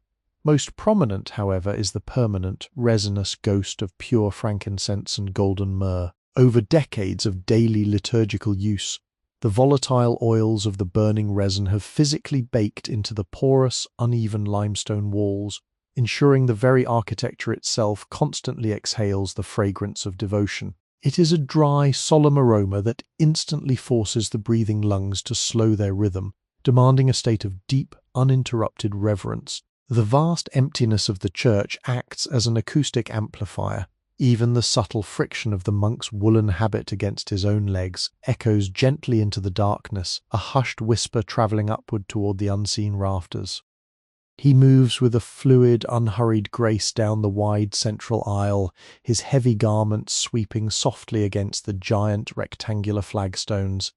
He approaches the intricately carved dark wooden architecture of the choir stalls situated in the very centre of the nave. These stalls are a breathtaking masterclass in patient medieval carpentry, carved entirely from aged blackened oak. As he silently slides into his designated narrow wooden seat, his fingers naturally trace the heavy curve of the dark armrest. This specific piece of hard oak has been gripped and leaned upon by countless generations of isolated, silently praying men. Over centuries of this gentle friction, the grain of the ancient timber has been polished to a glass-like obsidian sheen. It is shockingly cold to the initial touch of the bare skin, but the dense wood slowly begins to absorb the comforting warmth radiating from the monk's hands. This transfer of thermal energy creates a profound physical connection, bridging hundreds of long years of unbroken devotion. All around him in the deep darkness, subtle, muffled sounds announce the slow arrival of the other brothers. There is the faint rustle of homespun sheep's wool brushing against hard oak. There is the low creak of leather-soled shoes shifting their tired weight upon the uneven stone floor. The solitary source of fragile illumination in this colossal cavern comes from 7 thick, tall sanctuary candles resting securely upon the distant high altar. These golden flames tremble weakly in the freezing draughts rolling down from the vaulted ceiling, casting long, shifting shadows across the pale columns. The candlelight catches the polished edges of the choir stalls, highlighting the meticulous gouges of the woodcarver's chisel, transforming the strict geometry of the seating arrangement into a dimly glowing labyrinth of dark timber. As the final soft rustle of woolen cloth ceases, a magnificent, heavy silence descends upon the waiting congregation. It is not an empty void, but a highly charged, expectant stillness, pregnant with the collective focus of dozens of resting minds. Then, from the shadowed centre of the choir, a single, remarkably deep human voice slowly begins to intone the first syllable of the ancient midnight Matins chant. The rich, rolling baritone does not merely float into the freezing air, it pushes into the darkness with a tangible physical presence. If you were watching the shadowed face of the cantor in the dim candlelight, you would witness a spectacular phenomenon. As he opens his mouth, a tiny, beautiful cloud of pure, pale mist erupts from his lips. It is the warm, moist breath from the resting core of his living lungs, instantly condensing as it meets the freezing ancient air of the stone church. This visual manifestation of sound floats momentarily in the dark before dissolving, a fleeting ghost of human warmth surrendered to the cold architecture. Almost instantly, the solitary voice is joined by dozens of other deep, rich baritones. They do not sing in complex harmonies, but rather in perfect, absolute unison. This single, unified sonic wave of rumbling sound travels outward from the dark oak stalls. It forcefully strikes the massive limestone pillars, vibrating directly through the solid core of the rock. The continuous acoustic wave rolls upward, climbing the soaring vertical lines of the masonry until it meets the invisible vaulted arches of the high ceiling. There, in the freezing heights, the sound waves weave together, creating a persistent, echoing drone that seems to detach itself from the human throats below and become a permanent fixture of the building itself. The resonance is so powerful it can be felt rattling gently within the hollow cavity of the chest, aligning the beating heart with the rhythmic cadence of the ancient Latin syllables. In this magnificent moment of unified resonance, the isolated, fragile boundaries of the individual self dissolve. The tired apothecary, resting deeply within his freezing oak stall, forgets the sticky amber honey, the dry marshmallow root, and the solitary silence of his warmly lit workspace. The persistent ache in his calloused hands and the chill seeping through his woolen habit fade away. Swallowed by the immense acoustic pressure of the choir, he becomes merely a single tiny droplet of warm water falling effortlessly into a vast, infinitely deep, and ancient ocean of pure sound. The rhythmic chanting acts as a heavy pendulum swinging back and forth through the darkness, effectively hypnotizing the conscious mind and preparing the weary body for the final surrender to rest. As the long echoing notes of the psalms stretch into the midnight hour, the physical world begins to blur, leaving only the sensation of floating weightlessly upon a sea of unbroken eternal peace. As the final lingering syllable of the closing antiphon softly departs from the cantor's lips, the magnificent unified sonic wave of the Matins chant does not abruptly end. Instead, it begins a slow, beautiful decay, echoing outward and upward into the vast freezing vaults of the Abbey church. The heavy baritone resonance bounces gently against the pale limestone pillars, growing progressively fainter with each architectural reflection, until it finally dissolves entirely into the microscopic pores of the ancient masonry. In its wake, a profound, breathless silence reclaims the colossal cavern. This new quietude is fundamentally different from the expectant stillness that preceded the singing. It is a heavy, exhausted, and deeply satisfied silence, thick with the invisible residue of collective devotion and the lingering warmth of 100 resting exhales. The nocturnal liturgy has concluded, and the gentle brothers, their spiritual duty fulfilled, prepare to surrender their weary physical forms to the demanding gravity of the deep night. With a synchronized, fluid grace born of endless repetition, the monks rise slowly from the polished oak stalls. The collective movement produces a deeply comforting, muffled rustle of heavy, undyed sheep's wool sweeping against dark timber. Moving in a single, unbroken line, they exit the choir and begin their deliberate procession toward the southern transept. The solitary silver moon has tracked significantly lower across the bruised indigo firmament during the long hour of prayer. The celestial geometry has shifted. The stark, brilliant shafts of lunar illumination pouring through the high clerestory windows are now stretched into long, exhausted, oblique angles. These pale beams cast exaggerated, towering shadows of the marching brothers across the cold flagstones, creating a silent, slow-motion choreography of elongated, dark figures gliding effortlessly over a sea of pale, petrified rock. The pacing of their walk is remarkably lethargic, perfectly mimicking the slow, steady rhythm of a resting heartbeat, a physical manifestation of a community collectively winding down into a state of absolute necessary dormancy. The procession reaches the base of the night stairs, a steep, narrow flight of solid stone steps built directly into the thickness of the church wall, leading upward to the communal dorter or sleeping quarters. To place a foot upon the lowest step is to engage intimately with the physical history of the monastic order. The center of each heavy stone tread has been dramatically scooped out by centuries of ascending and descending footfalls. The deep, undulating depressions in the rock are smooth and cold, polished to a dull, frictionless sheen by the continuous friction of soft leather and spun wool. As the apothecary begins his slow ascent, his felt-soled slipper perfectly finds the deepest hollow of the stone. He leans his tired weight forward, his hand brushing against the rough plastered wall of the narrow stairwell. The plaster here is coarse and uneven, mixed heavily with river sand and chopped horsehair for structural binding. His calloused fingertips trace the microscopic bumps and shallow ridges of the dried mortar, reading the unseen, tactile landscape of the ascending tunnel in the pitch-black darkness. Emerging from the top of the night stairs, he steps into the sprawling, low-ceilinged expanse of the dormitory. The architectural scale here is drastically reduced from the towering, awe-inspiring heights of the church nave. The heavy oak roof beams sit just above the monks' heads, creating a compressed, deeply insulated and profoundly human-scaled environment. The air in this long room holds a unique, deeply comforting and thoroughly domestic aroma. It is a thick, heavy scent, completely devoid of the sharp frankincense or the freezing dampness of the stones below. Instead, it smells of deeply dried, seasoned timber, the dusty, sweet fragrance of ancient crushed straw, and the profoundly warm, musky scent of heavy woolen blankets. It is an olfactory blanket of pure, undisturbed safety, a smell that instantly signals the exhausted brain to release its final, lingering tethers to the waking world and yield entirely to the overwhelming biological imperative of sleep. The long dormitory is divided into dozens of identical, impossibly narrow and deeply Spartan sleeping cells, separated not by solid wooden doors, but by simple, unbleached linen curtains suspended from tightly stretched hemp ropes. The apothecary navigates the narrow central aisle, guided only by the faint ambient starlight filtering through a single, narrow slit window at the far end of the hall.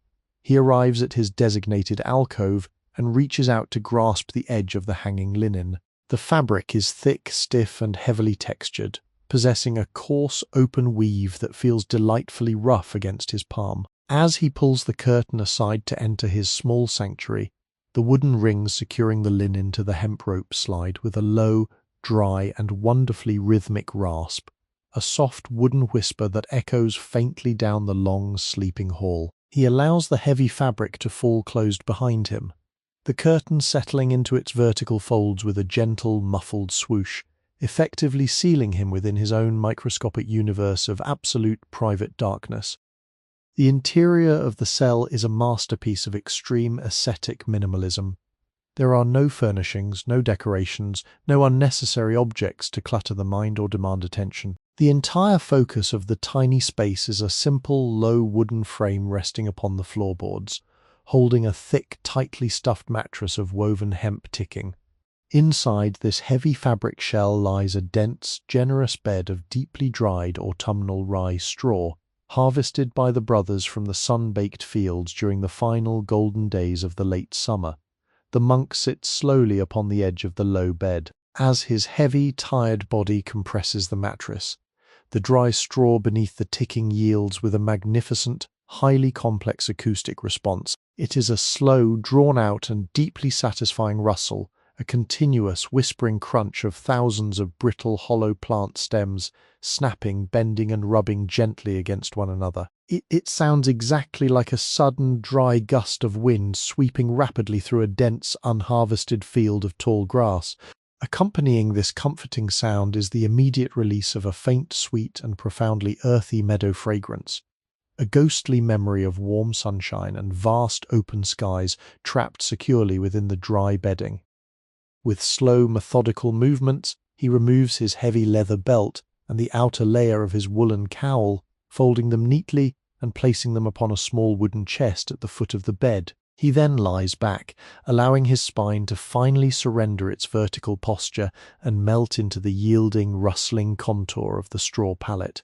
The mattress conforms instantly to the heavy shape of his weary bones, creating a customized, perfectly supportive cradle that absorbs the deep, lingering aches of his long physical labor in the apothecary.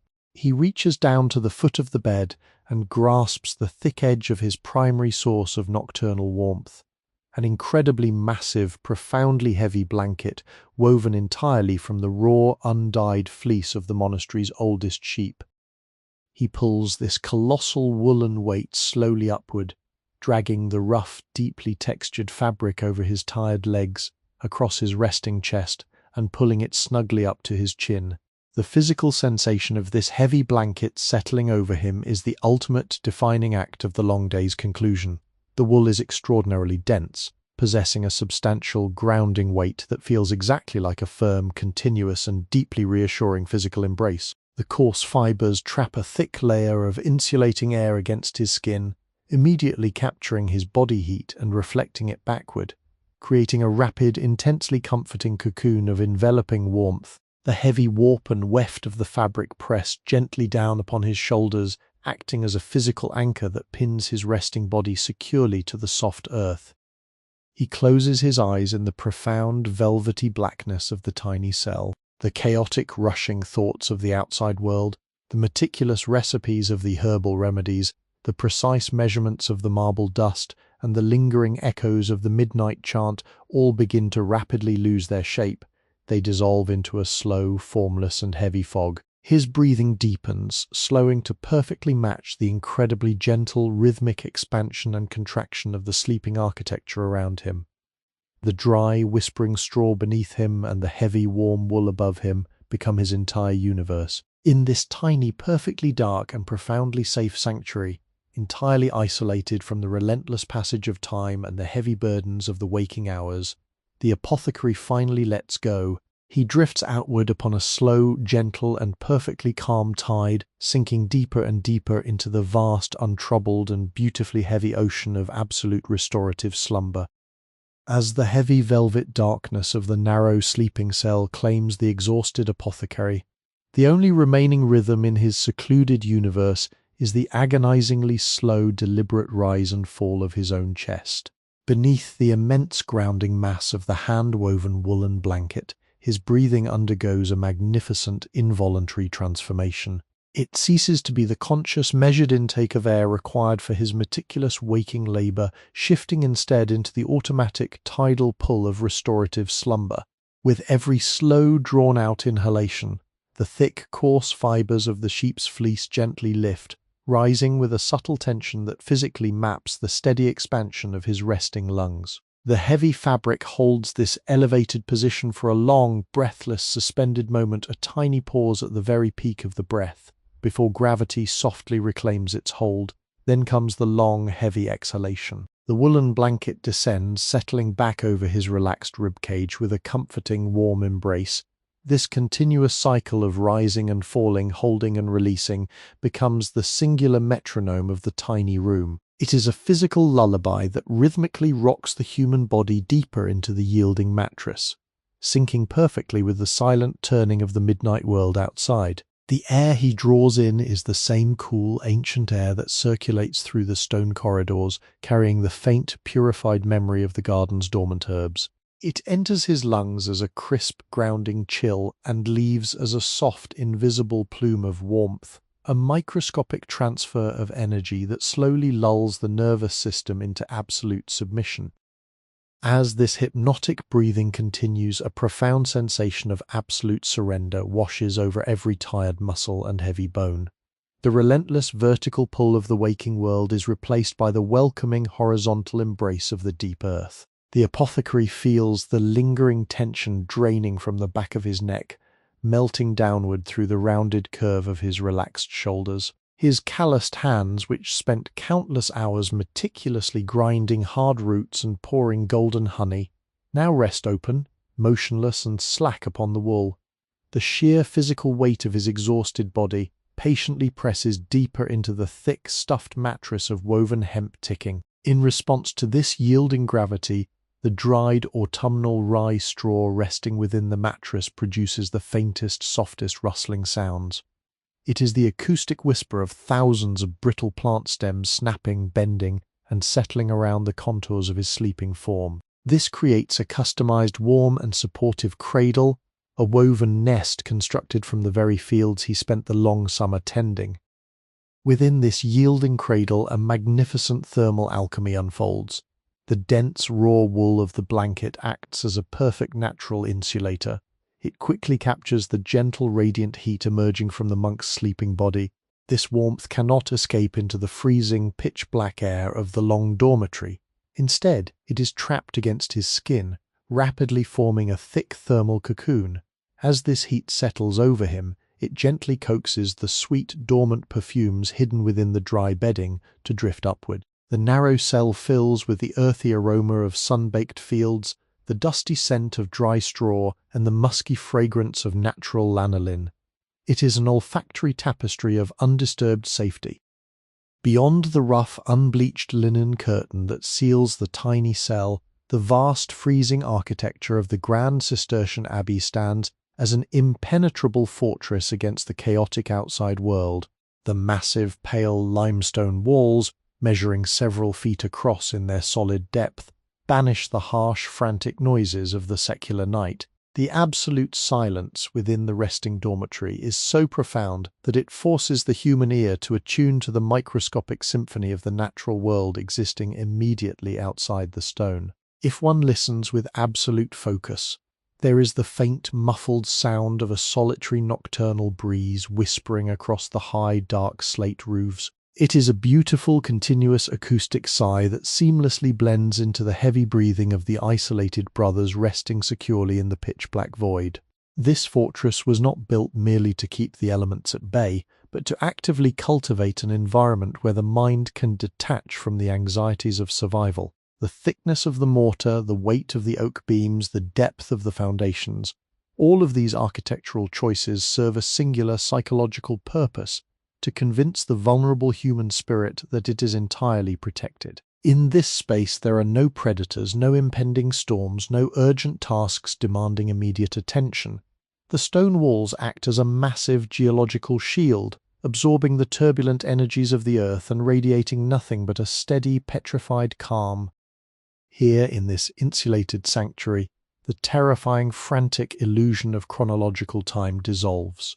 The rushing river of passing minutes and hours that drags the secular world relentlessly forward simply ceases to exist within these sleeping walls. There is only the slow, eternal, gentle rotation of the massive earth, silently spinning its dark hemisphere through the empty ocean of the infinite cosmos.